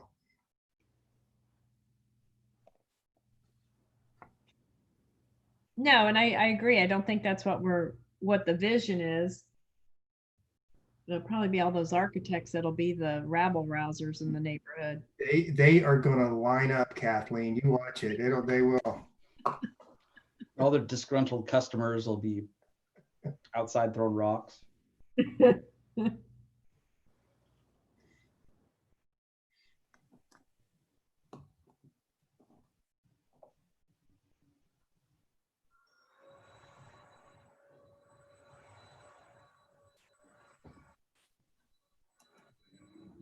Yeah, I think that's the challenge, Barrett. Any of these, it's like they're with things, and I think we've been very protective of the neighborhoods. And, once you say it's by right, then it's just basically limited to the scale of the site at that point. It is. I think that's true. And we were just super cautious about neighborhood commercial and Gap too, honestly, for slightly different reasons when we were initially kind of putting this out in this use table. And the neighborhood commercial, we were really cautious because this is a brand new zone and that doesn't exist. And we were thinking it might make people nervous anyway, because as everyone well knows, they love their single family neighborhoods, their residential character of those neighborhoods, and any sort of commercial intrusion, unless we could be convinced that it would be enhance their quality of life, right, and not be a detriment or even neutral, because people want homeowners, rather than offices in many of these cases. The gap is the reason why we're really careful about that, is because it has such a wide range of government uses.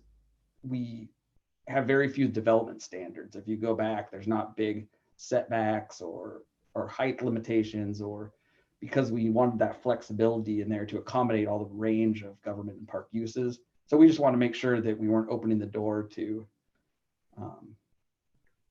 uses that weren't pretty narrowly prescribed in that government, arts, cultural thing, because that's designed to accommodate kind of the more unusual special uses. So again, just things to keep in mind why the consultants and staff kind of allocated these uses in the way they are right now, specifically for those two, why it looks like we're pretty conservative in terms of not being very permissive.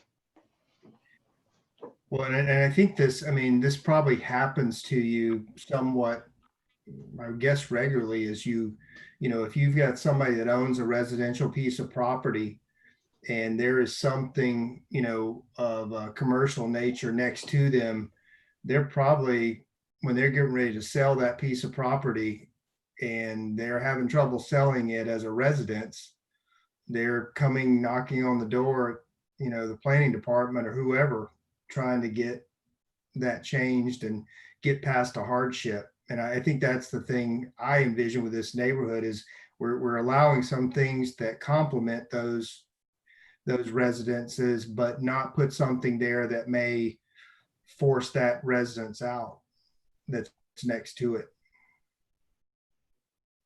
Yeah, exactly right.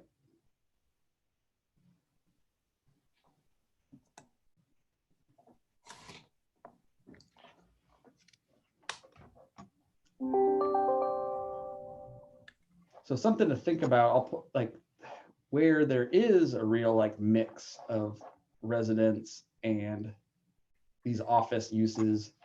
I kind of refer to the red areas. So here on our Maitland Avenue, that's really where you're going to get the,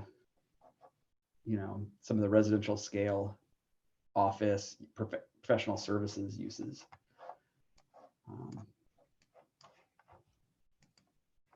So just something to think about. That's the RMX. That is one of the more permissive kind of anything goes districts.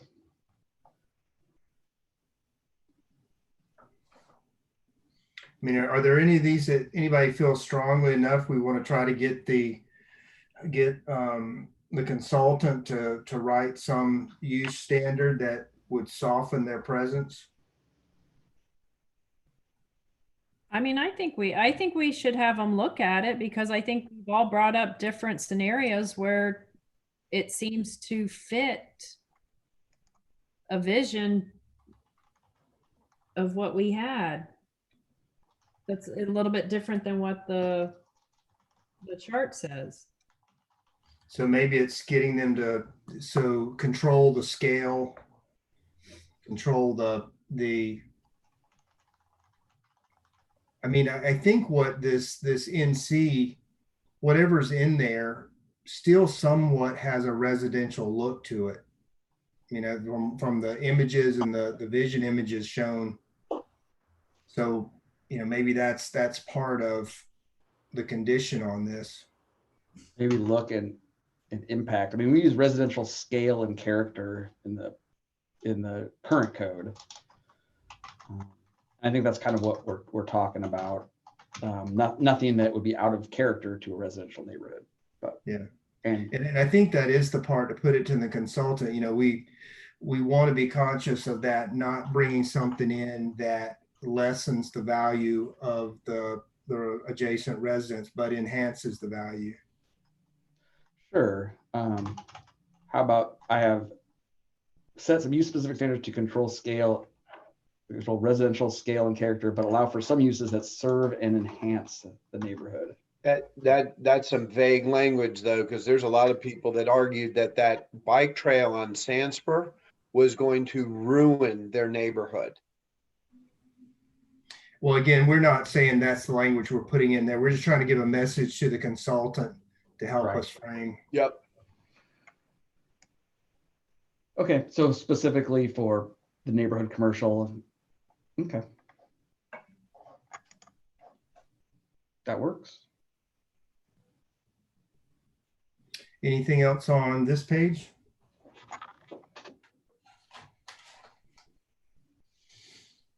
All right, 4-13. This is the one I said I thought then Kathleen might bring up also, because there's lawn care in our downtown. And is outside storage allowed? So when I saw that, I thought, does that really fit our downtown? I don't think it's allowed downtown.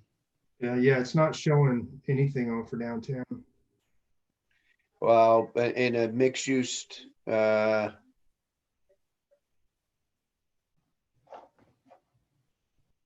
right now it's proposed as permitted in the MX and RS. And the MX is here kind of in the corridor district, the Maitland Boulevard, Maitland Avenue, and then this west side. okay. Same question. I mean, is outside storage allowed? So is it okay if they park a lot of trucks and trailers? Is that something we would permit in our downtown? Or whatever the Maitland Avenue? Which one are you, when you're saying outside storage? Lawn care, pool, That's pest not control. permitted downtown. We have it now, right? Well, yeah, we've got Artco. Yep. And then remember when there was a pest control company there for years next to what's now Buca de Beppo? Remember, it's a Sure. vacant lot now. That was a pest control company for forever. And they contaminated the site, is why it sat empty. Yep.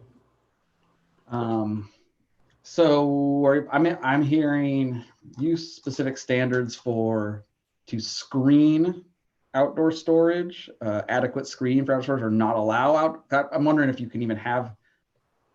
That was my question of whether or not it belonged in where we send in any mixed message. So MX is Maitland Avenue, right?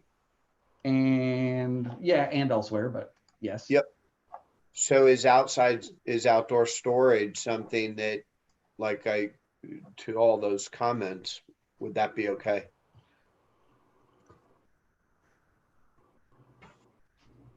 Well, not for MX, like what you're saying. I On would- the lawn care, pool, or pest control. Right. I mean, so going back to what we were just talking about though, so again, changing the code, we're just grandfathering in the ones that are there like an Artco, correct? And Yep. those are, Those are Yeah. legal non-conforming uses. okay. So limiting out, I think that's pretty reasonable. Limit outdoor storage or certainly regulate the screening of it, visibility from the street. That's what we do with some of the contractors outdoor storage in downtown right now is we say they has to be screened, it has to be behind the primary building, that kind of stuff. So it would be a limitation on outdoor storage, maybe not a prohibition. Is that fine, or are you thinking prohibition? I think so. I mean, because I imagine you mentioned College Park earlier. There's Appenberry's over there. That's cool little landscaping company that's in the neighborhood. And then there's one up off Howell Branch and Lake Howell, the Winter Park Landscape Company, which has trucks that they use, but they're also a retail center. So it just stuck out to me as, something we should discuss. That's all. I think it would be appropriate to somehow limit the outdoor storage or for screening.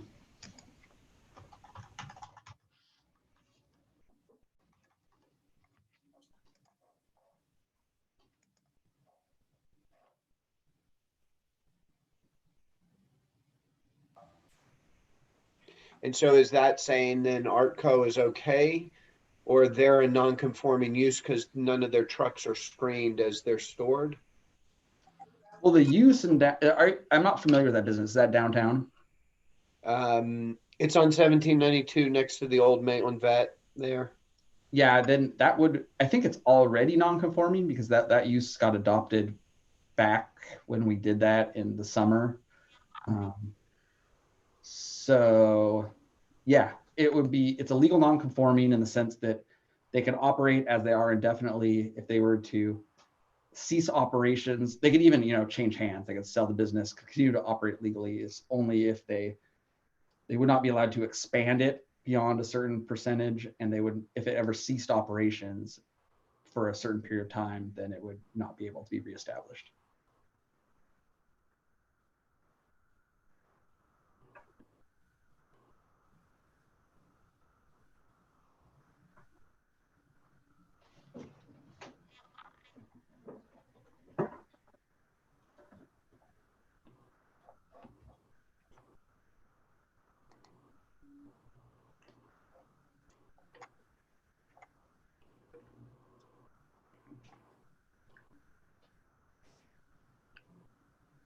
And then I wanted to know, if we're done with that, why we wouldn't allow a massage therapy establishment or personal household goods repair shop in neighborhood commercial.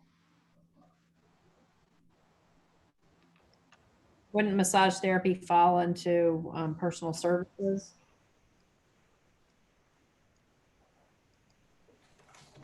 Sure.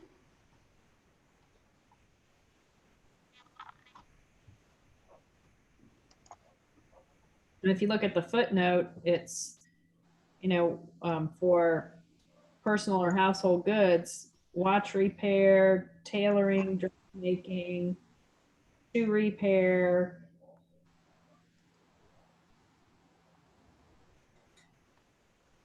I mean, those are all even personal services. True.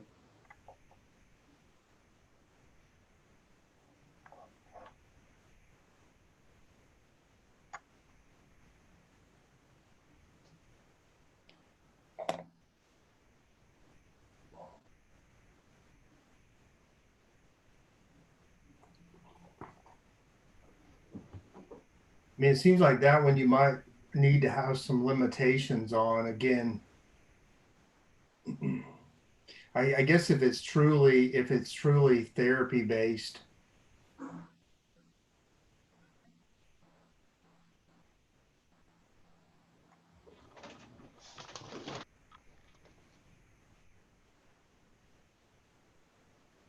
What's the concern?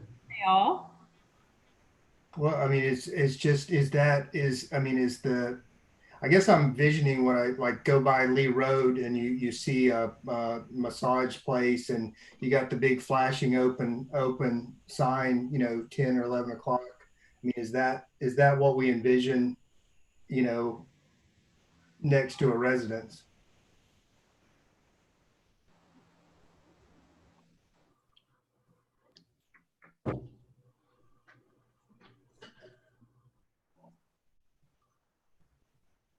No, but wouldn't that be handled in some of the other parts that kind of lays out the limitations of what it can look like and the scale and everything, Barrett?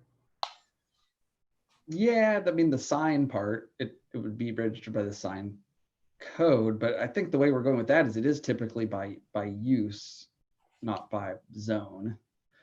I mean, flashing signs are probably not going to be allowed anyway, but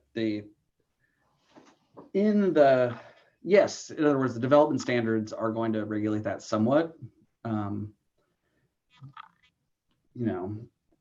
definition of massage therapy is just, references the Florida statute that is and it says it's duly licensed and certified.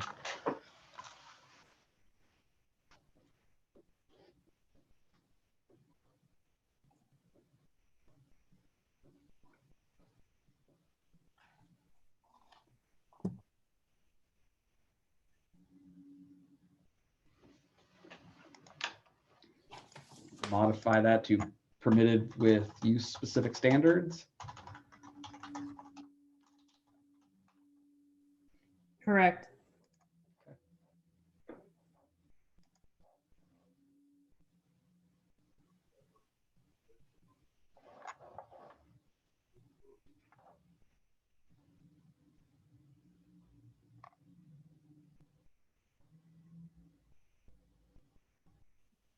But isn't that really going to all show up in that section 5 that we haven't seen yet? No, the use specific standards are use specific. The development standards which apply to all properties are in Article 5. Got it. All properties. Okay. Yep. So these are the ones we looked at last time, where it was like, had for specific, starting on the page for like sort of portable storage or, oh, sorry, no, wrong example.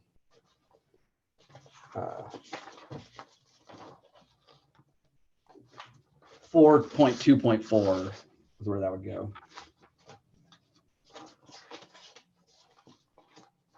Starting on page 441. The distinction being between the standards for that use versus standards that apply to the property for like parking, lighting, flood hazard, etc.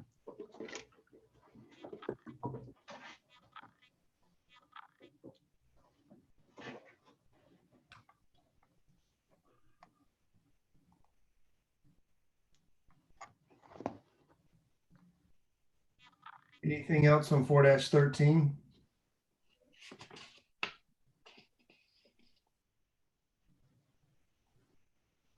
How about 4-14?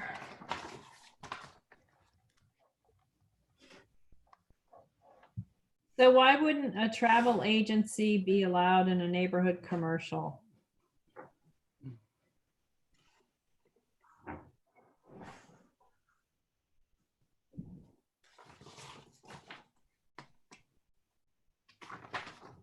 Same sort of discussion as the professional office, I think, is our thought.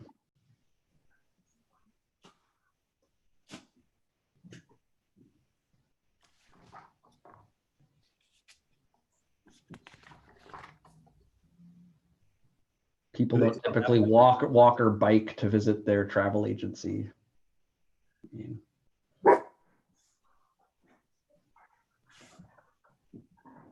Those even exist anymore?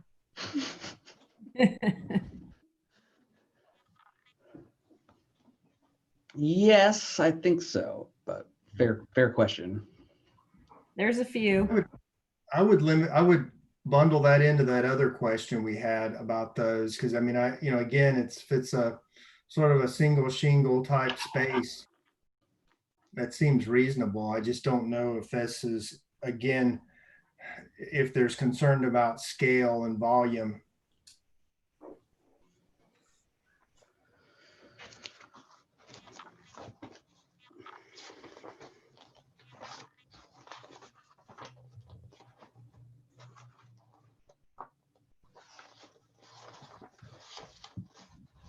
And then my next question is why the short-term rental unit, and it just is automatically permitted in all the residential areas? Can that not be conditional, or is that?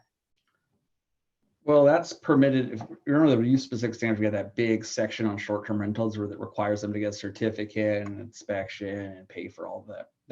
It is a permit, but we are preempted by Florida state law that says that they have to be permitted in Okay. single family neighborhoods if we didn't already have a pre-existing ban on them.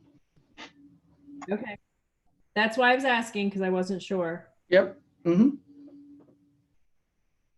And that use is pretty tight. Those use standards. Yes, they are. several of you, at least 2 of you were on the commission when we drafted those, and we don't have any short-term rental permits in the city right now. So.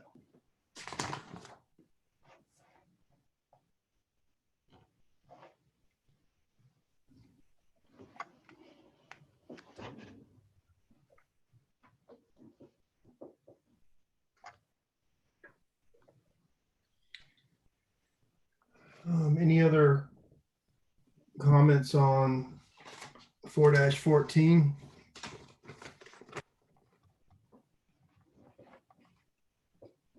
Oh, 4-15.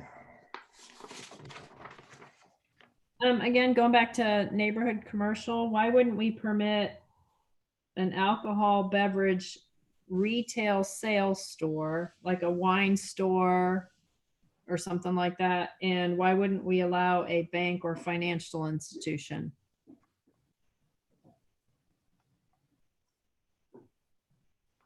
I mean, to me, again, those just seem overscaled for that. I hear what you're saying, Keith, and I understand it. But my question is if it's not the neighborhood commercial is not defined, we don't know where this is. So we don't know what it's to look like. Well, it is defined, just not by location, right? Correct. That's what I'm saying. So we don't even know where this neighborhood commercial is supposed to be on the map. Yes, Matt, you're correct. It's Right. defined, but we don't know where on the map it's defined. It's So not, I guess it's not defined anywhere, so people will have to request to rezone to it, right? yeah. So I guess when I look at this, I'm thinking it could be anywhere in the city next to somebody's house.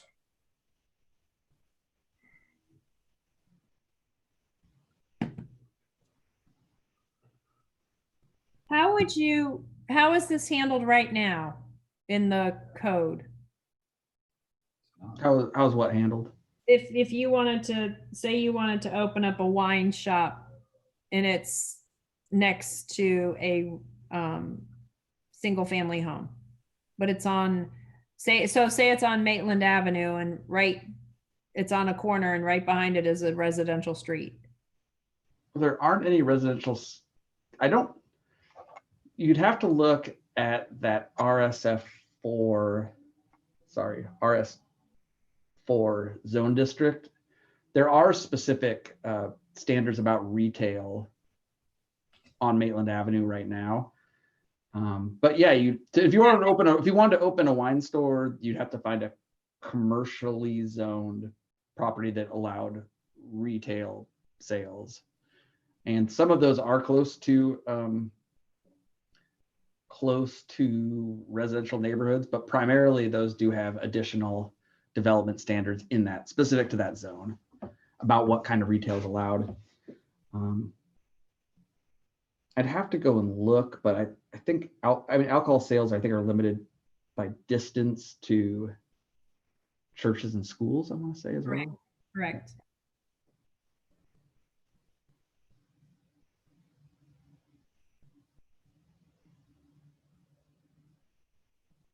And what about a bank or financial institution? Because see, if you think about it now, most of them they're not even opening up whole retail spots. They're just more ATM kind of a.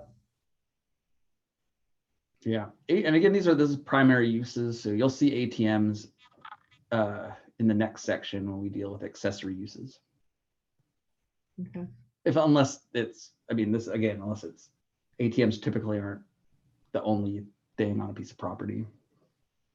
Right. I don't see a bank in a neighborhood commercial. Is my feeling. My question is why is that as well as the consumer goods establishment allowed in GAP?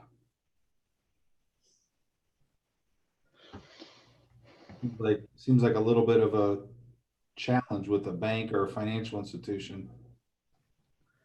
Yeah, that's a good point. At some point, that was in the cultural corridor did allow for banks. And so since some of that property was going to Gap, that might have been the thought there. Oh, But yeah, that might be. How about this? Is this intentional? Because I might. That yeah, does maybe it is. I just, it did, those two things kind of stuck out to me.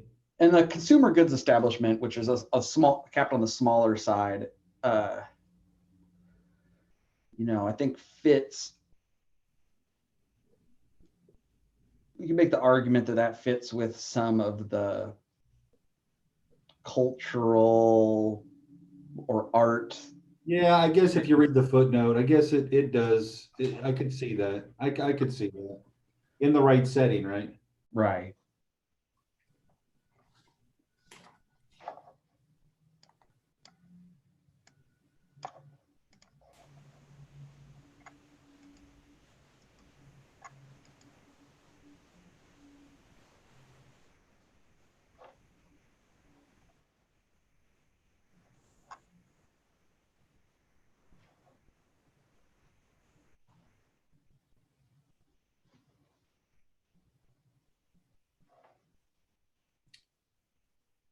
Yeah, you guys may have mentioned this, but on the consumer goods establishment, were you guys raising the question why it wasn't shown permitted in the MX? It is, I believe. Yeah, I think it is. It's the question of whether it's. Oh, the last one. I guess the big one's not. You're right.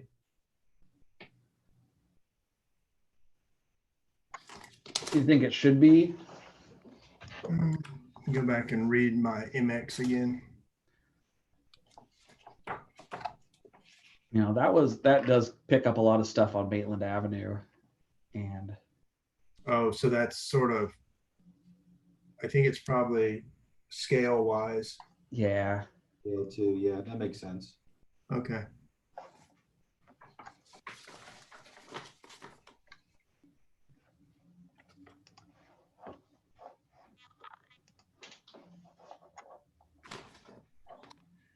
Anything else on 4-15?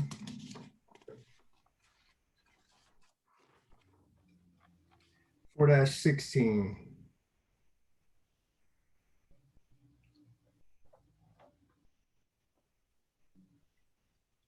Yeah, they need to make a note there, Barrett, to fix their orphan up there. Yeah, that's a formatting thing. When the footnotes go away, that's probably all going to fit on one page. So, but yeah, that is a duly noted. It's a formatting thing. The question I had here, and maybe it's just me not familiar with how this all works, but you got grocery store and food market as a permitted in the neighborhood commercial. When you go down to the notes, it says subject to district standards. What does that mean, Barrett?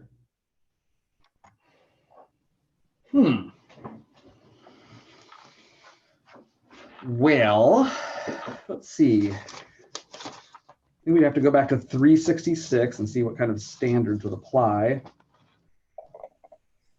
Oh, okay, okay. So I think like parking.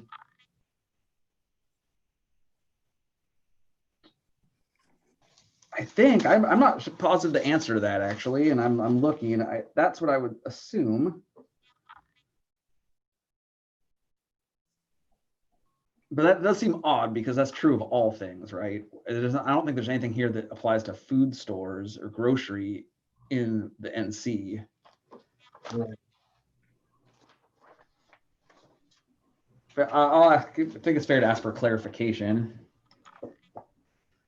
Like maybe they were intending to put some use specific standards there that I've not seen. Does that mean that that could be a 24-hour 7-Eleven? Good question.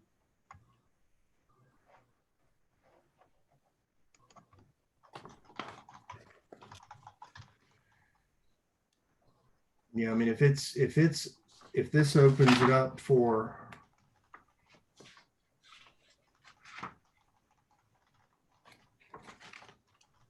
we might want to get clarification on that because it's showing setting grocery store and food market in the NC. Yep. So what I wrote here is we aren't seeing any district standards specific to grocery stores and food markets, but we agree that there should be.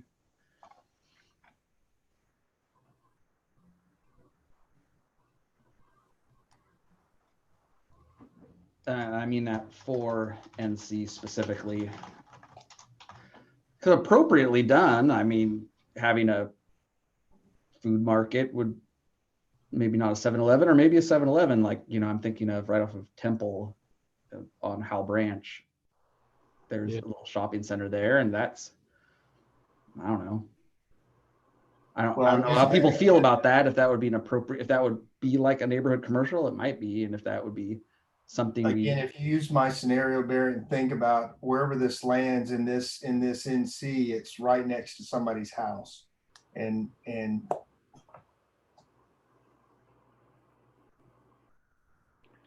isn't it true though that they'd have to go through the rezoning process too, right? Yeah, as that would be what I'd contemplate right now, since unless city council decided to designate some as NC right off the bat, but I don't think that we've even had that conversation yet. Yeah. Well, and I think it's an important one because it's, yes, you can control it at the first use, but once it becomes zoned that way, yeah, then you're right. You're right. Fair game. You're right. Yeah.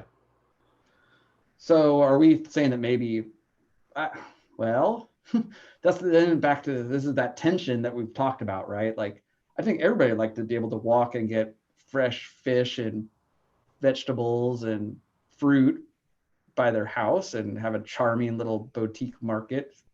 Like a Dina. Yeah, but you know, a garish 7-Eleven that's like selling energy drinks and you know, whatever, something that wouldn't detract from the character of the neighborhood. How do we, you know, how do we balance that, right? Yeah, I think that's what we need to know is that those are the things on here. Do we have enough user specific or use specific standards to control that?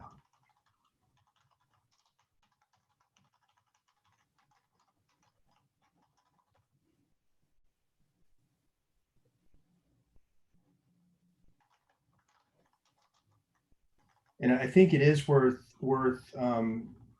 Barrett making sure that as we're looking at this with the consultant, that we are not just thinking that we're protected because of the first use, that we'd say, well, if we don't like it, we won't allow it. But if we liked it and we allowed it, and then they could go do whatever they wanted to after that. So I think that needs to be in our conscience. Yeah, and you know what? I think it does, because it's something like it almost sounds like we're you know, we're comfortable with some of these uses in neighborhood commercial, but we're putting a lot of use specific standards in. Maybe as the consultants allude to here in this footnote, we put that in we put more strict standards in Article 366, where it's just things that apply to all things in the neighborhood commercial district. Whereas I don't know if they're design standards or more development standards, I guess, that are going to apply to anything. So then we can kind of make it more permissive in the use, because we'll know that the scale and character and impact is going to be controlled by development standards in that zone specifically. Something we can look at. I think that's a great conversation for the consultants, how we approach that, right? Because I think you can get to that outcome in a couple different ways.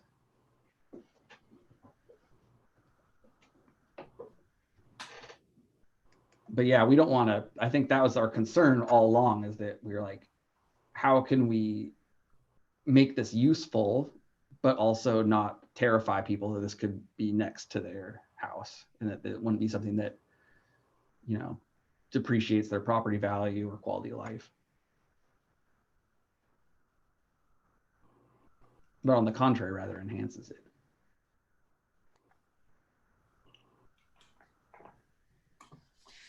Anything else on this one?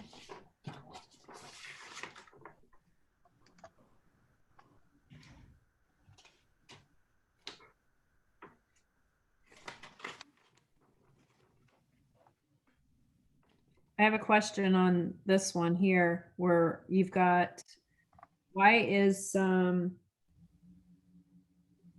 moving and storage facility, warehouse distribution, warehouse storage allowed in GAP?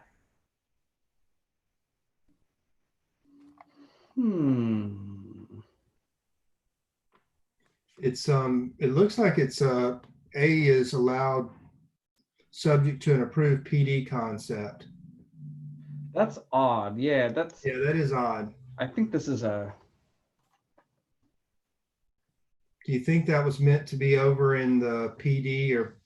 yeah, that could have been slid over, or it was supposed to be just P permitted, but that doesn't make sense. I think it's more, I think you're right. I think this is a misprint. That's supposed to be there. I think somebody just got their eyes crossed when they were filling this out and somehow we didn't catch it, or maybe it got mixed up between revisions, but it would make sense allowed as a PD. Yeah, I think the only places those A's have been would apply is over there in the plan development column. Yeah, I think you're right.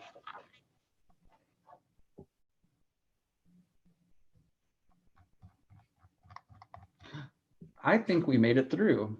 If nobody else says anything else, which means not only this use table, I think we made it through all of the principal use section. How about the, do we need to cover the definition section? We did. We read through the class of, oh no, we're not done with Article 4. We're just done with the principal use portion of Article 4. We still have Article 10, which is the definitions. Right, that's what I was saying. Yeah. But we're going on to accessory uses and then temporary uses, which are quite a bit shorter. I just want to, I mean, as someone that's gone through this before, this is a big hill to climb that we just finished. So what are we going to next? That's what I'm finding here. We're going to accessory uses.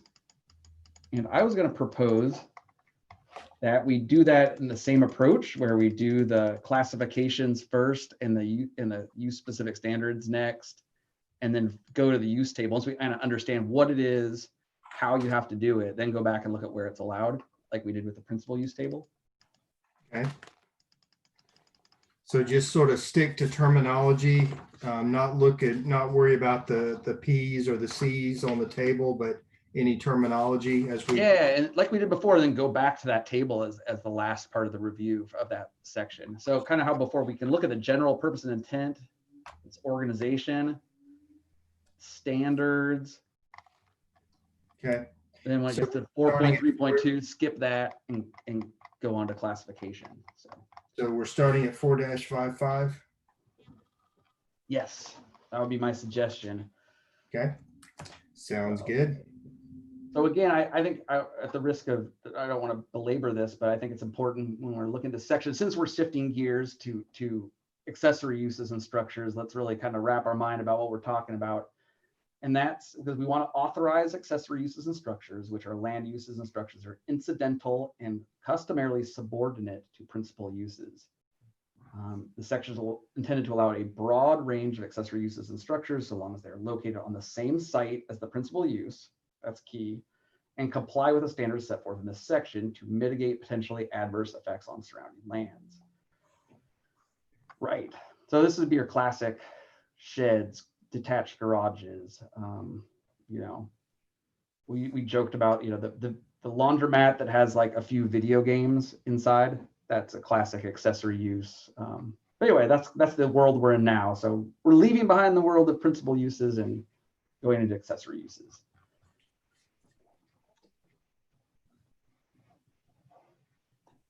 All right. So this is just saying that similarly, they have use specific standards. Like the principal use table, the community development director is authorized to evaluate the uses that are not identified on a case-by-case basis as interpretation. And this is what he considers. So,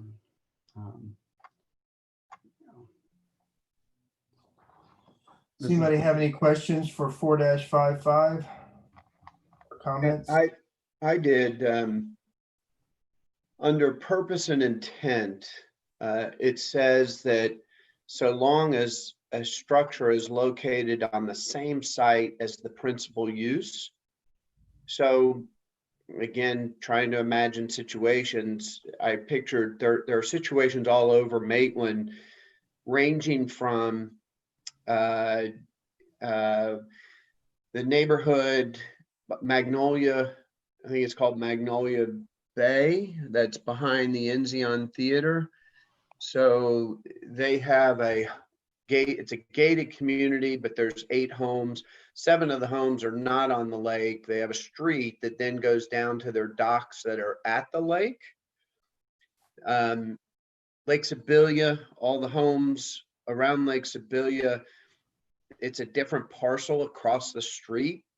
So the dock structures are on a different parcel than the main structure. Gazebos, oftentimes a neighborhood gazebo is down the street, like an outdoor kitchen like area. Domrick has one for their neighborhood. There was another, E2 Homes, Rob Smith, E2 Homes back behind on Adams, back in there towards, we used to call it the Green Bridge, that pedestrian bridge. He did 4 or 5 homes back in there, and there's a new roadway. And so each of those houses has a boardwalk down the street with access to the lake. And so their dock is on a separate parcel from the principal use. And so I wasn't sure if we were turning a lot of situations into being non-conforming, and I get the intent of it, but I was wondering if it was misworded. So you said they're separate parcels, but in those conditions, are they deeded together? Or could you sell those you're describing, or could you sell off a piece of that? Yep. So most of the times they probably are deeded together, but if you look at the condos, Lake Maitland Terrace, where they all have boat slips, not all, but there's a certain number of boat slips down at the lake. They're not deeded with the condo. They are deeded entirely separate. So somebody could sell off a boat slip without selling off their condo.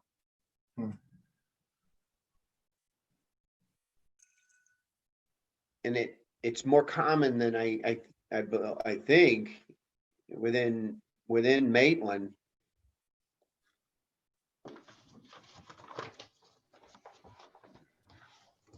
And so by definition, since those are on a separate parcel in some cases, they would be by definition a principal use, and yet we don't really account for them in the principal use table in the principal use section because they're not, right? I mean, that's kind of the thought there. And so your example in question, Keith, like around Lake Sibilia, they could not sell off the lakefront differently than their home. No, because they're the same parcel ID. They're different parcel IDs actually around Lake Sibilia where they're across the street. I'm pretty sure. I don't think so. But again, and I know there are different parcels around Lake Sibilia specifically. I'm almost positive on the IDs too, but they may not. But Magnolia Bay, E2 Homes, they're not the same parcels. That I understand, but on Lake Sibilia, that's all one parcel ID because they have riparian rights that go into the lake. That's all considered part of that parcel.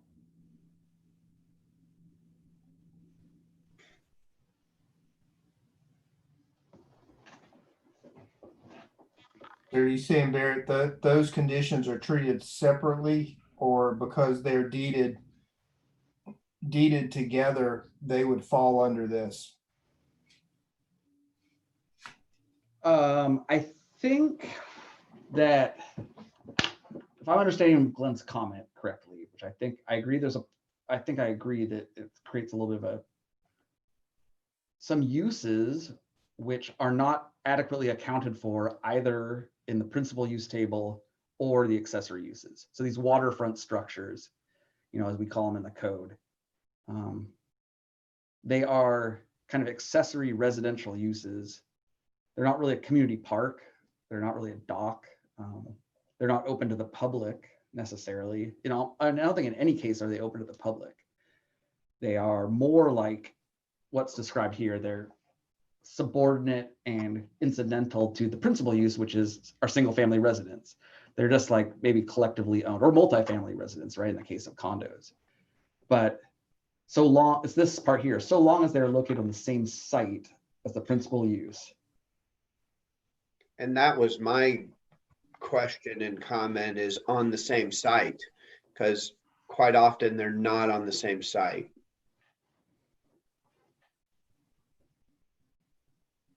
Good point.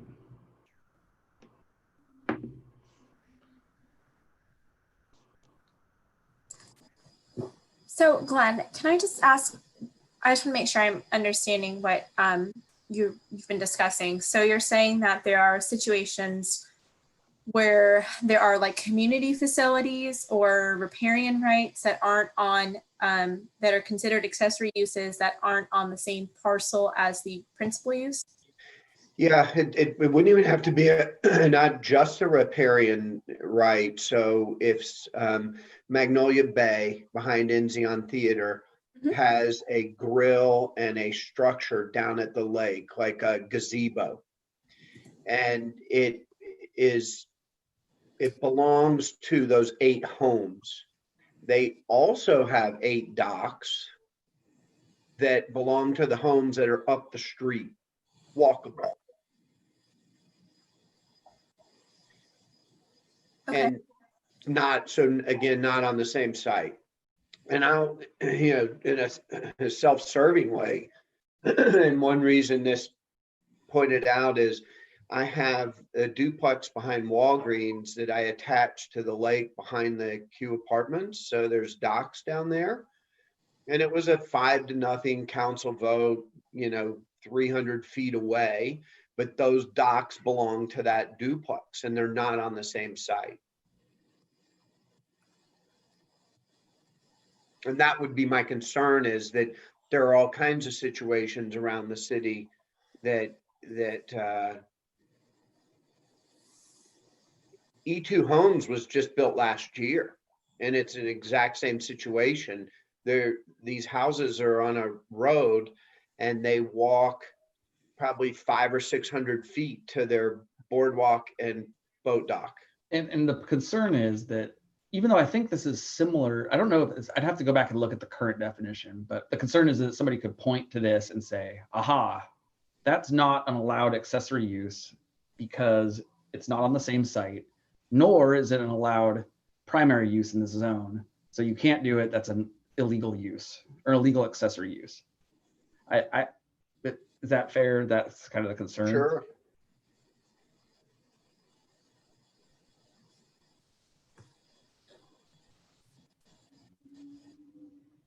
And Domrick is an old planned development, obviously, where there's 400 and some odd homes that have access to the lakefront, and they've built some structure down there, but they're not on the same site. Okay, how do we want to phrase the comment, I guess? What about community amenities? Private community I amenities? think the comment is, how do we address these accessory uses that are not on the same site, that one already exist and may be intended to exist in the future? Sure. Well, the Domrick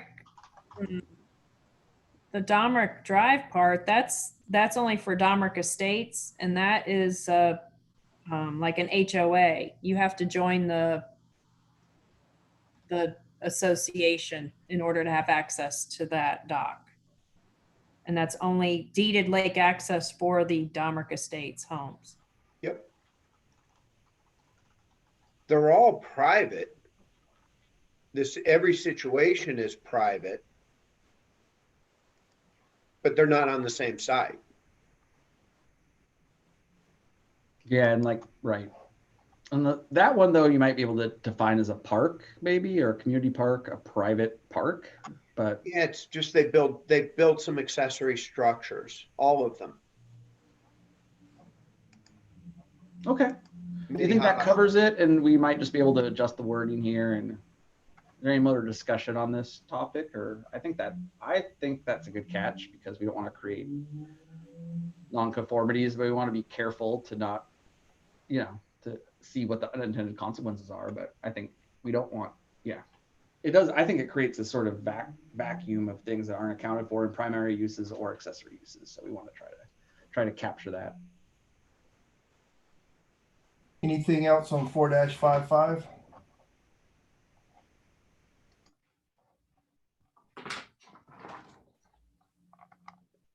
About 4-56?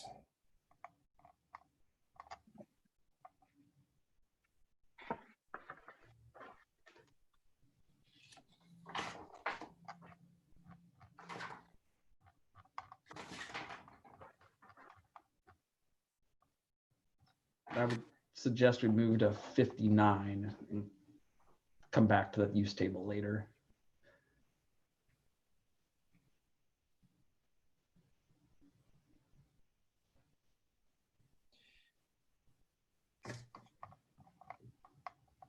So, Barrett, the intent of the section on 5-6 unlisted uses, Mhm. could you describe that again? I'm reading through. Yes. So if there's something that doesn't fit into the accessory uses and structures that somebody proposes, this is the mechanism, but it's maybe in the same spirit or very similar in impact. This would allow the community development director that discretion to make a determination. And this kind of sets out how he would make that determination. Okay, Here's an example, like chicken keeping. This is in some ways a bad example, because in our use specific standards, it bans all their types of fowl. But like, let's say if it didn't, and somebody came in and said, I'm going to have I want to keep pigeons. And we're like, oh, pigeon keeping is not listed anywhere on here. So this would allow the criteria. So just kind of, there was a similar section in the primary use section. It's just the rules by which things that don't fit in one of these buckets exactly gets decided. Is that helpful? Yes. Okay.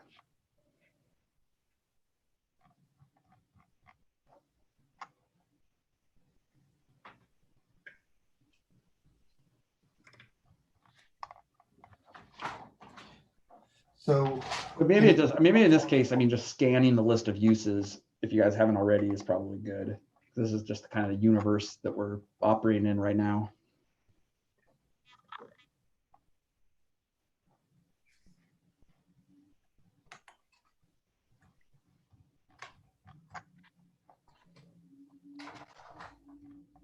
But then, before we start talking to which districts they're allowed in, we can kind of talk about the standards for all of them and then the standards for the specific accessory uses. did anybody else have anything on 4-56 before we jump over the tables? All right, let's go to 4-59 and look at the standards for all accessory use and structures.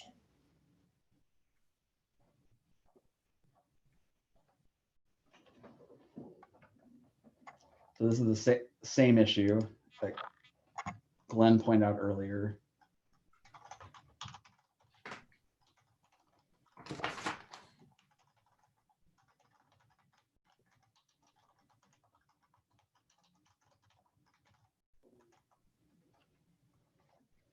So just reading through that. So Glenn, you don't own the contiguous lot where those docks are?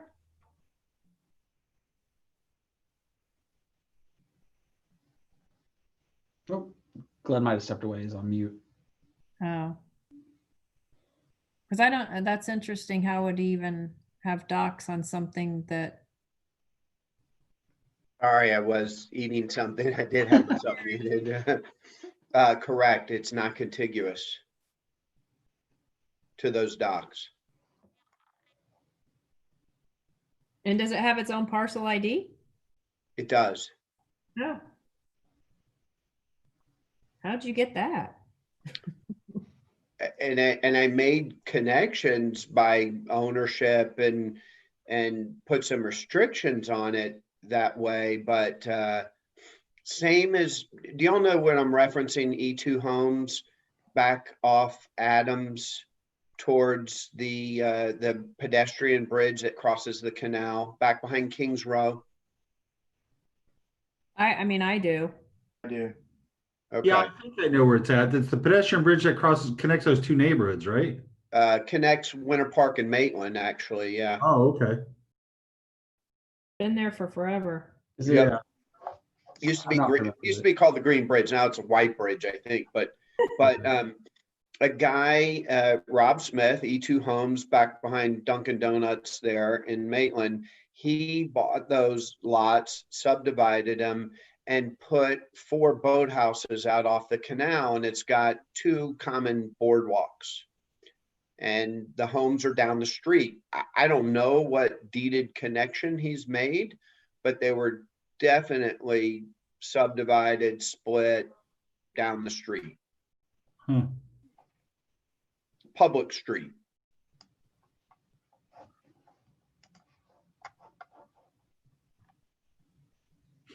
I mean, my only point was this is that we would also have to address it here, right? This is probably where it gets addressed more specifically than in the purpose section.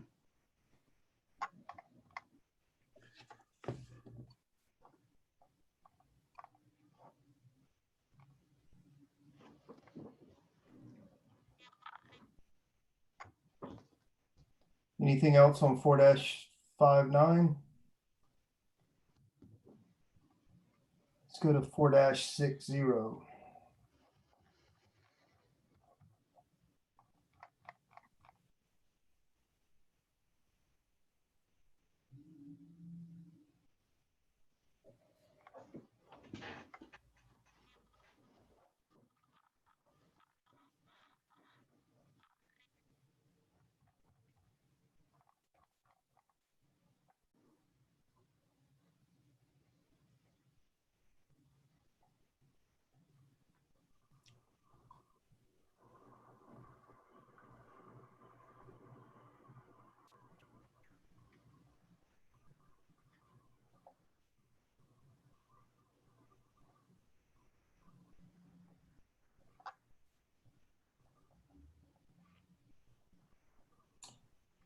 So an air conditioner 4.3.4, maybe I'm just not reading this right. It just strikes me odd that an air conditioner compressor unit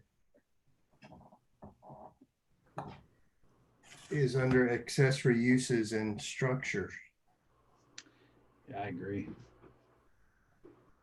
In my experience, it's really about the design standards, because typically it would be in your side yard and it might encroach into like your side yard setback. So basically this is saying that it's kind of got like a waiver to, if it was part of the principal use, then it would affect your setback. So this is saying it can be within the setback to the principal use. Okay. Yeah, I agree. Well explained.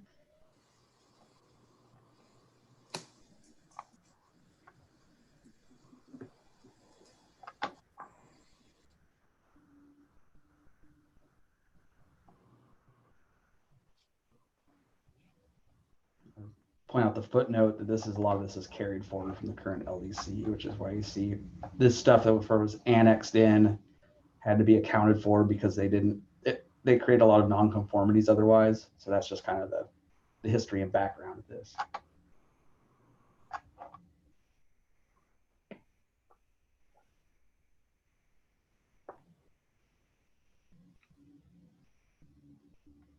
So would a in line with the utility, so would a propane or gas tank run through some similar issues?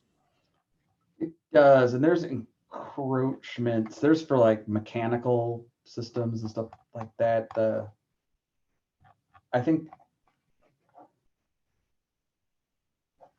those are treated separately, but there are, I think, allowed encroachments for those as well. I'd have to double check. I think we might run it. I think we're going to encounter that down a little bit, if I'm remembering correctly.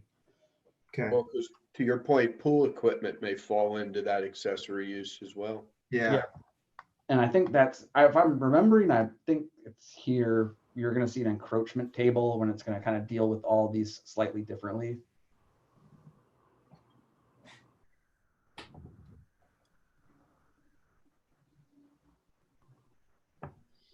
All right. Anything on 4-60? How about 4-61?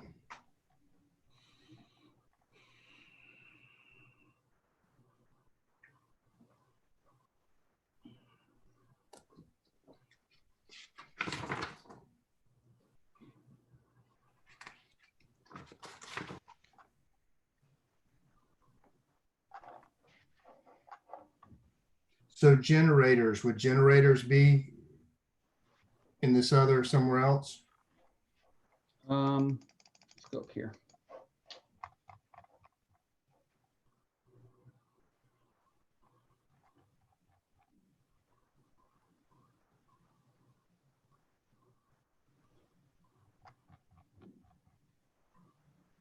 Yeah, that would fall under outdoor mechanical equipment residential. So we're gonna get to that in in N. Okay. Yep, that's where that's the rest of that, the other bucket that falls in. But I think air conditioners, they have been treated differently because, well, just due to their size, and sometimes everybody has them. Typically.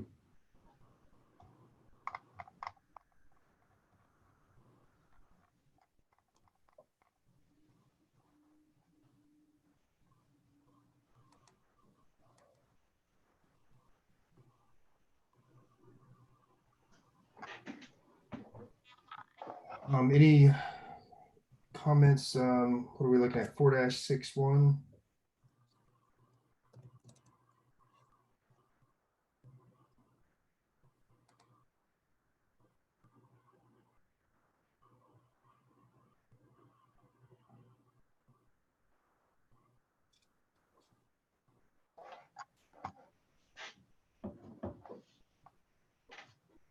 Amateur ham radio antennas. Do we still have a problem with that?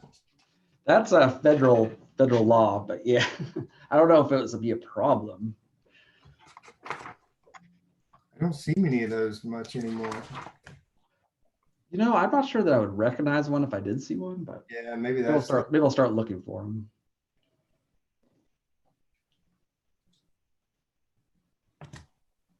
But yeah, there's a whole federal law about you can't, what is it?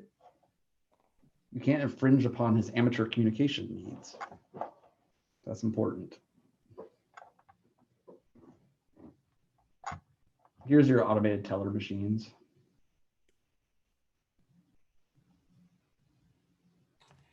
Anything else on 4-61? 4-62.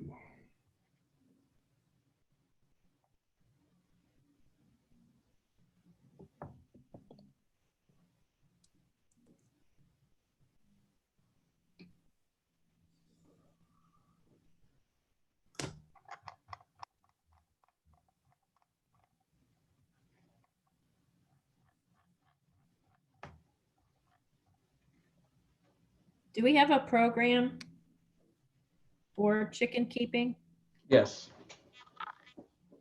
There's one in existence and it's carried forward. Okay. How many permits do we have out? I'm not positive. If I had to guess, I would say about 20. I think more than 12 and less than 50.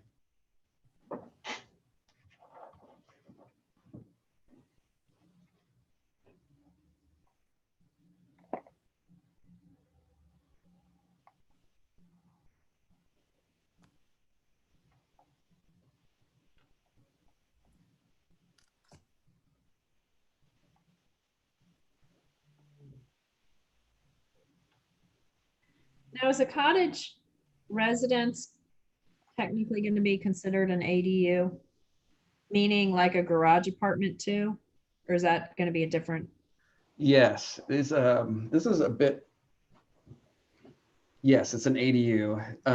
Currently in the code, we have garage apartments and basically accessory dwelling units that are excuse me, are not allowed to be let out. So this kind of carries that forward because it's only in the RSFD which is where currently the only district where garage apartments are currently allowed. We're keeping it for RSFD. That's the only place where garage apartments can be rented out. These other residences are not permitted to be commercially rented.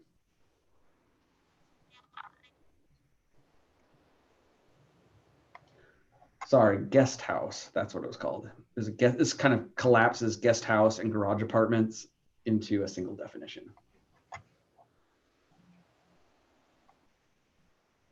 And that's what that's what the cottage residence definition includes, basically. That's correct. That's correct. Mm-hmm.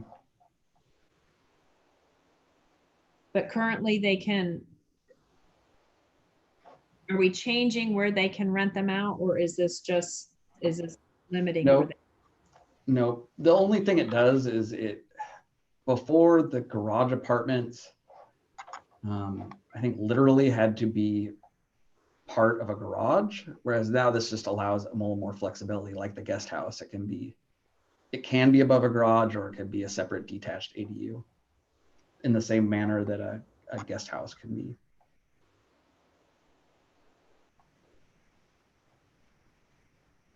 But it looks like it can be if the individual staying there is providing some service to the household.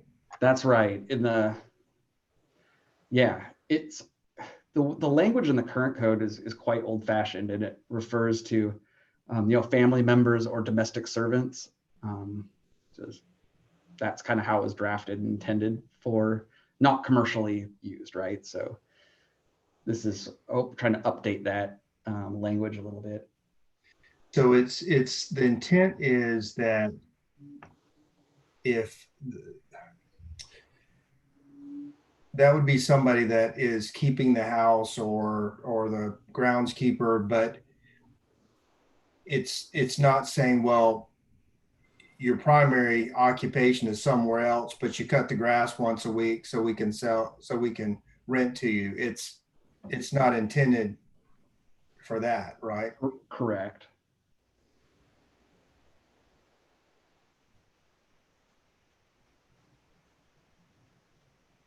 I guess the term except for persons providing services solely to the same property Yeah. catches that. Yep.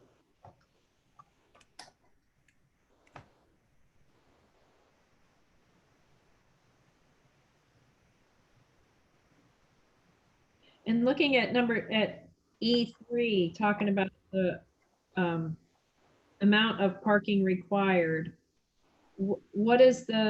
did we have a definition of a parking requirement on a single family home with an ADU?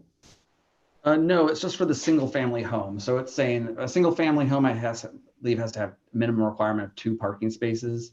So this is just saying if you have a cottage residence, you have to have an additional designated spot.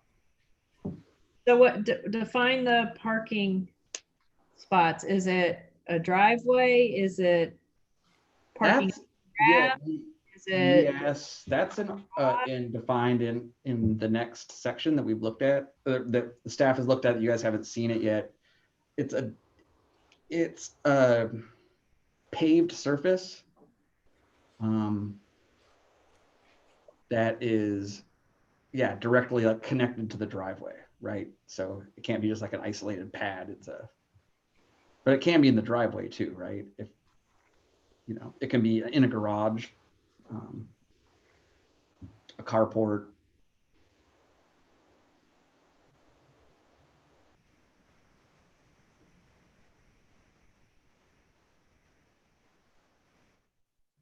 So parking on the grass is not considered.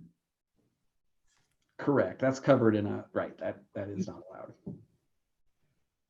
That was recently addressed in the current code too, with like a whole section on parking and required yards, and or that will be carried forward in this code too. Okay.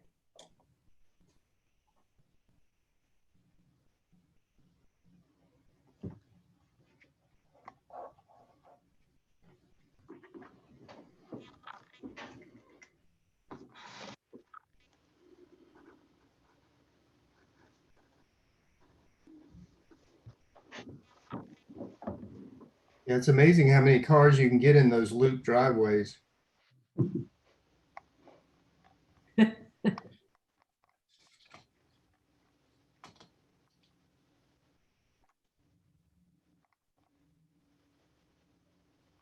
Anything else on 4-62?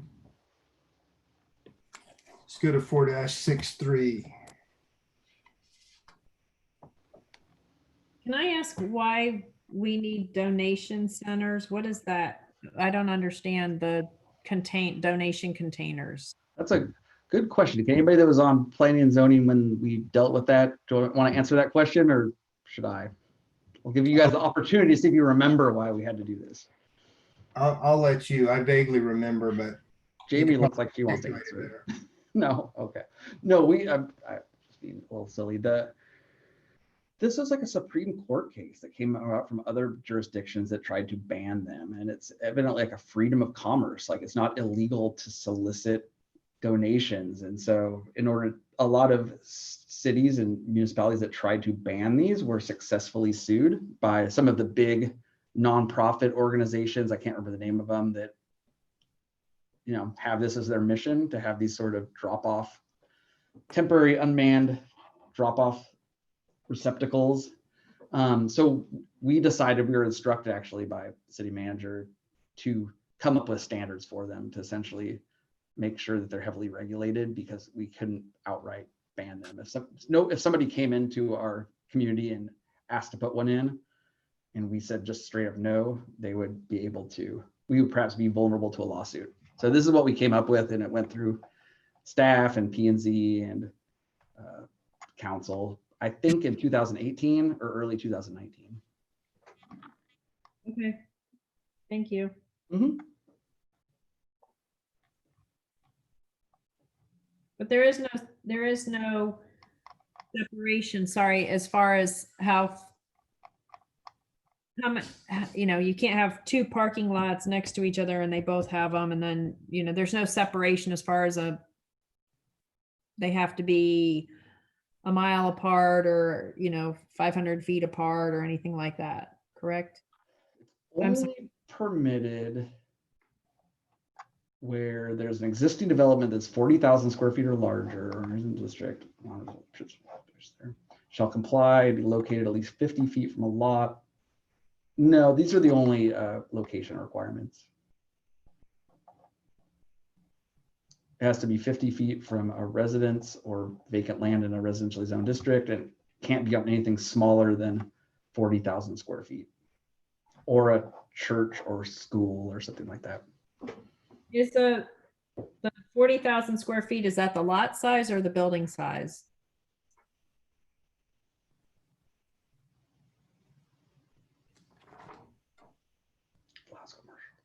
Existing development. I believe that would be a development. That would be a structure. I'm asking because I know there's one in Maitland, and I know that building is not 40,000 square feet. That's why I was asking. Is it a commercial area, or is it a church or a school? It is a commercial area. It is not a church or a school. Oh, perhaps if you'd be interested in speaking to our code enforcement officer, we could go have a look. I'm not familiar with that area, but.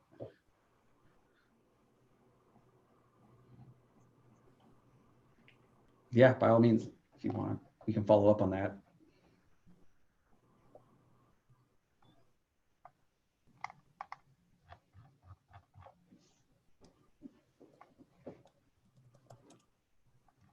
Anything else on 4-63?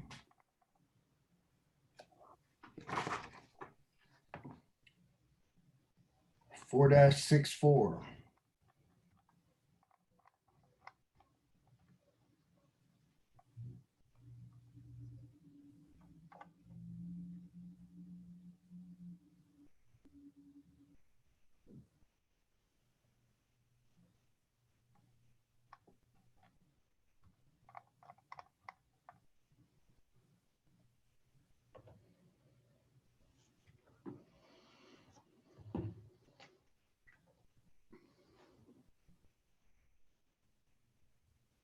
So what's the intent with the electric vehicle charging station relative to the accessible parking space?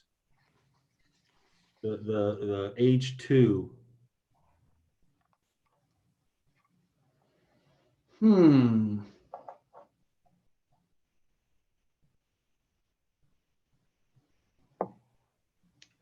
I'm not sure. I think that it's just clarifying that you can have as long as your EV charging station is also ADA compliant, you may have have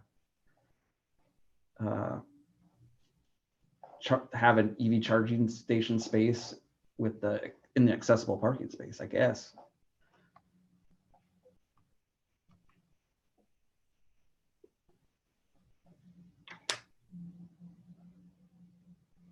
Are you wondering if that means that? I think it'd kind of be, I would think that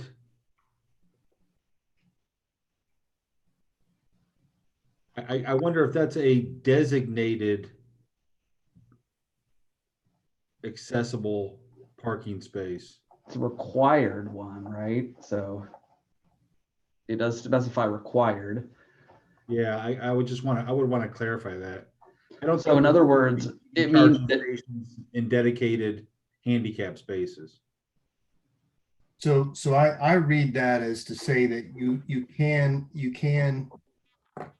have an EV charging at an ADA space. You just can't place the pump in a way that would not make it ADA. So there's certain like circulation paths and everything. That's the way I'm reading, is that you can use it, but it can't violate the requirements for ADA. I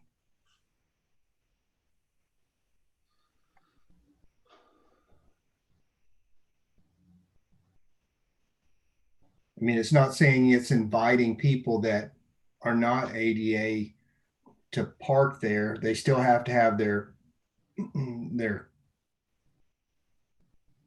little tag or whatever. That was my question, is if you were not a person with physical disabilities, would you not be allowed to use that charging station? Yeah, you couldn't use that charging station. So it's just saying it may. I guess that's fine. I guess since it says may, we're not making a requirement that we have any of those. Correct. If they do it, they can't just have it. They have to have it be actually able to be used by. What I kind of wonder is, should we word it in a different way to say that an EV charging station should be established, or special attention should, I don't know that you get into this non-specific wording, but My sense is that perhaps this has been vetted by our consultants, and that came from them to make sure it complies with federal. I think we would run into trouble if we didn't provide for a way to. Right, but what I'm saying though is that if you have a person that has a handicap license plate, right? Yeah. And they drive an electric car. Yeah. Are we, if we're not going to make it a requirement that we have EV charging stations in handicap spaces, now we're putting that portion of the population at a disadvantage, right?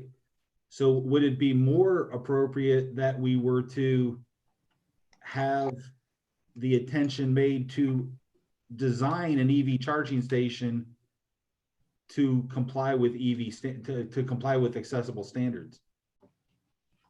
Not designated as such, but then you've at least allowed a person that's got a handicap designation to be able to use the EV charging station and still be able to get in and out of the space. I don't know. Maybe that's too much. Yeah, I'd almost let the federal deal with that one. Yeah, but the federal ADA is not going to handle EV. At some point, it very possibly will. I mean, I guess I don't know. I would ask the lawyers if we're getting, and the reason I deal with ADA requirements every day, and it's Sure. I agree. Yeah, you're right. It could. What do you think? Strike. It's a good, I mean, it's a good idea for, providing something, that for somebody that has a limited abilities.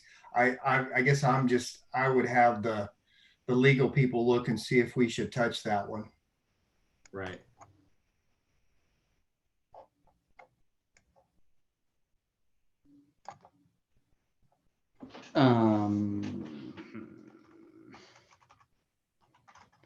So I guess the question of whether we want to encourage it somehow without requiring it, and not just saying that they may do it, but somehow get something a little stronger than just allowing it, but short of requiring it.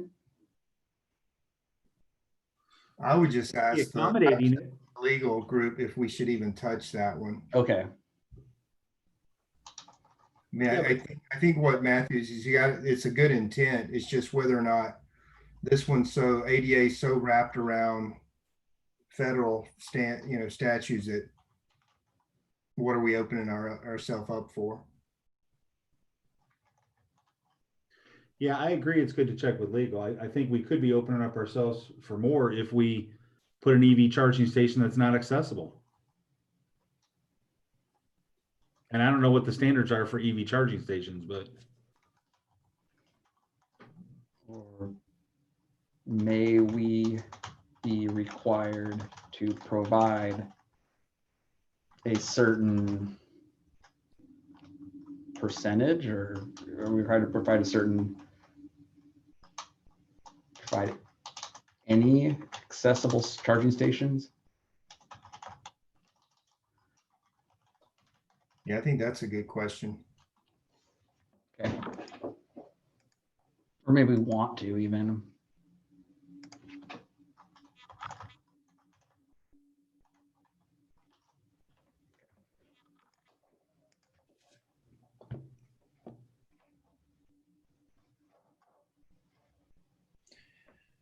All right. Anything else on 4-65? I'm sorry, 4-64. How about 4-65?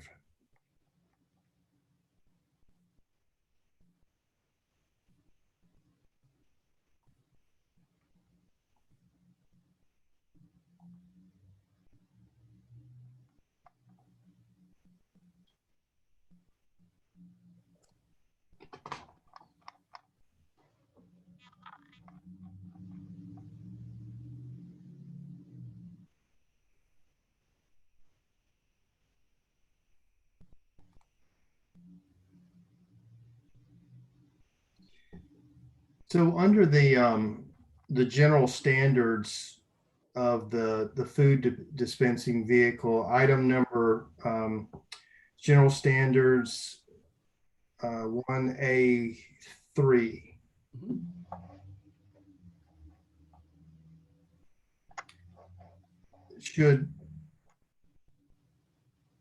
Should this also have some kind of, this basically is saying only operate between 6 a.m. and 12 a.m. Or should it have some language that says or by whatever local restriction? So, some sites, if this, wherever this is at, it may be in an area that has a 10 p.m. curfew of, so do we need to? Is there an example, or is it, I'm only thinking of the city noise ordinance, which is also going to be in effect. I mean, this, but right. Are you thinking of like private deed restrictions type stuff from. Yeah, I mean, I guess that's what I'm asking. Does this give the way this is written? Does this give them that, oh, I can, wherever I'm allowed to set up, I can operate between 6 a.m. and 12 a.m. But are there some city restrictions that? I mean, I don't think this certainly doesn't supersede the noise ordinance. I don't know what other kind of timing, see my hand right there, the regulations we would have. I can't think of any public Okay. ones. All right.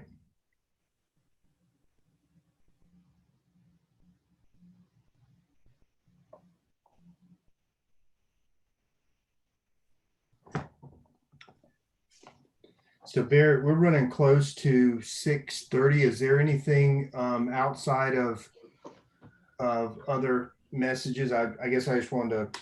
Oh, thank you for noticing that. No, Dan talked about the meeting on 15,001 things I really wanted to talk about. But yeah, there's a couple things, but not long. Okay. Do we want to stop here? Did anybody have anything else on 4-65?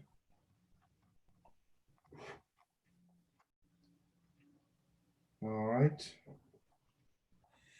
Well, let's pick up the next one at 4-66 whenever we convene to do this next. Okay. And then I'll finish out the agenda here. Any old business that needs to be discussed, Barrett? Yeah, I will. I want to talk a little bit again about the timeline for this project and get people's thoughts on this. So we're pretty close to the end of module 1. I think it's that the rate we're going, I think we will be able to finish, not next meeting, because our next meeting, as Dan said, is going to be a public hearing. It's going to have the Gem Lake Water District and the specialty takeout restaurant ordinance on that agenda. So we probably will not talk about this agenda at the next meeting. So that'll take us to November. But what I'm going to propose is that we aim to not only finish our comments on this, but also vote to formalize our comments. And the method that I want to do that, and we can talk about this, and please, send ideas to me, is I will send this document so far. I want people to review it. And then if people want to propose removing or rewording any comments, that they come prepared to discuss and propose those specific changes. So in other words, at the next workshop, we would finish our comments on module 1 and be prepared to discuss any additions, changes, edits, modifications that we want to the existing comments. And then vote to have those be the comments that they send to staff and Clarion to make revisions. So it sounds like what we have just a few pages left in this section, and I'm assuming the definition, we've got to cover section 10, or is that, so hopefully that should move fairly rapidly, because I think it's just more definition. It is. There's a little bit of meat to it, and it talks about not only definitions, but that's where that table to encroachments into side yards. There's some laws of measurement. I mean, it's not like a complete breeze, but it's certainly, we should be able to get through it in our next workshop. Just in the sense of what staff, the amount of time staff spent on it, we just found that it moved pretty quickly. Okay. So this document here we need to go through this document that has your comments in it and be prepared to, as a group, determine if we like these comments. So we'll go through and try to, do a mechanism for voting or agreeing on to keep a comment or suggestion in here. Well, that's it. I'd like to avoid the having to subject everyone to rereading these and subject all of them to putting them to an up and down vote. So like what I was thinking is to say, these will be our comments and you'll have a chance to review them unless you specifically want to propose modifying one, right? So I will distribute this sooner rather than later, and everybody can have it and read through all the comments and say, you know what, I have another comment I want to add here. I don't think this is worded correctly. I don't agree with this, and I'd like to put this to a vote that we remove it. How does that sound procedurally? Address these, Barrett, that we've asked for review by the consultant. So there's some of these, like tonight, we asked her, are they going to have looked at this and give us some suggestions? Or not by the, no, I think that will just be our comment, and then they will,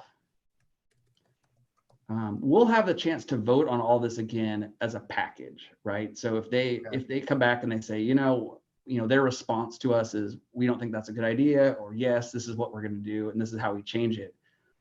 When we get done with module 2 and 2.5, you will have one more chance to look at this as it goes to city council. So I would suggest we just, that's the only really way to deal with that if it's a question for the consultants. So really, basically, we'll have this document, we'll have reviewed it, looked over everything, and then it's really a question to the group. Maybe I go through a block and say, are there any items that we need to discuss on this one? Sure, like section by section or article by article. Yeah.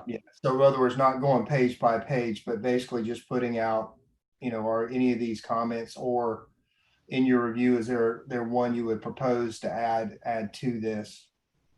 I mean, I think most of it was, I'm trying to remember, a lot of it was questions and direction for the consultant. If my memory holds, the biggest one I think we probably need to spend a little bit and make sure everybody looks at ahead of time is where we got into the design standards and started addressing aesthetics. I think that one we walked away a little bit vague. Yeah, and after the first couple of meetings, I wrote a memo. A lot of the first part, a lot of people wanted research on how would this apply to certain sections of town. So I tried to answer that in a memo, which is on the shared site. So if you haven't looked at that yet, I know we had distribution problems with our technology. So, but if you haven't had a chance to look at that, review that as well. And yeah, I think that's reasonable. That some of those were more open-ended questions, rather not just for the consultants, but I think for us. But I just guess I would ask that, that we be prepared to have that conversation. I would hate to get together and have a 45 minutes, get done reviewing the document, and then well, what do we do now? Do we have to wait another 2 weeks to approve this? Can we get this sort of in some form of minutes back, just sort of describing this is the game plan we talked about? So, because it's going to be a few weeks before we get together again, and so I think it would be good for us to, when we get ready to start looking at this for that meeting, to have documented what we discussed just now. Yeah, I will put this most recent version with our comments onto the shared site, a link to access it, and then a other document that kind of outlines what we discussed, summarizing what we discussed right now. Okay. And the FTP site, that has all the rest of the documents on it too. Sounds good. Anything else on old business, Barrett? No, other than what Dan said at the beginning of the meeting. Put on your calendar for the 15th. We will have a public meeting, and that will be at the city council at 6:30. And so I think just that'll be that's, I guess, technically new business. Not really. I guess it's old business. So we'll address it then. Is Okay. that the first time, Barrett, that he's been before P and Z? No, this is the second time. And is there anything, I mean, we don't have too many 20-something acre parcels come through. Is there anything we need to do in advance of that meeting to at least personally make myself smarter? As Dan said, we invite you to schedule briefings with us. We highly recommend setting aside an hour or two. We can go over any questions you have ahead of the meeting. I will get that agenda packet out with plenty of time for people to review it. And So, can you send Glenn what came through last time or no? yeah, we can send you the minutes from the last time. In the Packet. DRC report actually contains a summary of what was requested at the first community meeting. So in that material, you'll have essentially the majority of the discussion that happened in P&Z. That's captured in our report. But absolutely, Glenn, if you want to get the minutes for the last meeting, then we can do that too. Yeah, I'll reach out. Okay, that's a good suggestion. I might just include that with the agenda packet. I mean, why not? Yeah, I would do that. That's sort of a helpful mark. Okay. All right. Anything else on new business? How about other business the board deems advisable? So will all our meetings then from now on be face-to-face in the council chambers? That is the current plan. Yep. Okay. There's been some physical modifications made to the council chambers with glass partitions, not glass, plexiglass or plastic partitions between the seats and some social distancing measures in place. So when you go back, if you haven't been in a while, which many of you haven't, it will not look the same as March. Yeah, and Kathleen, that will be determined by any future emergency orders that we can't foresee right now. Robert, did you have anything you want to share about the agenda software?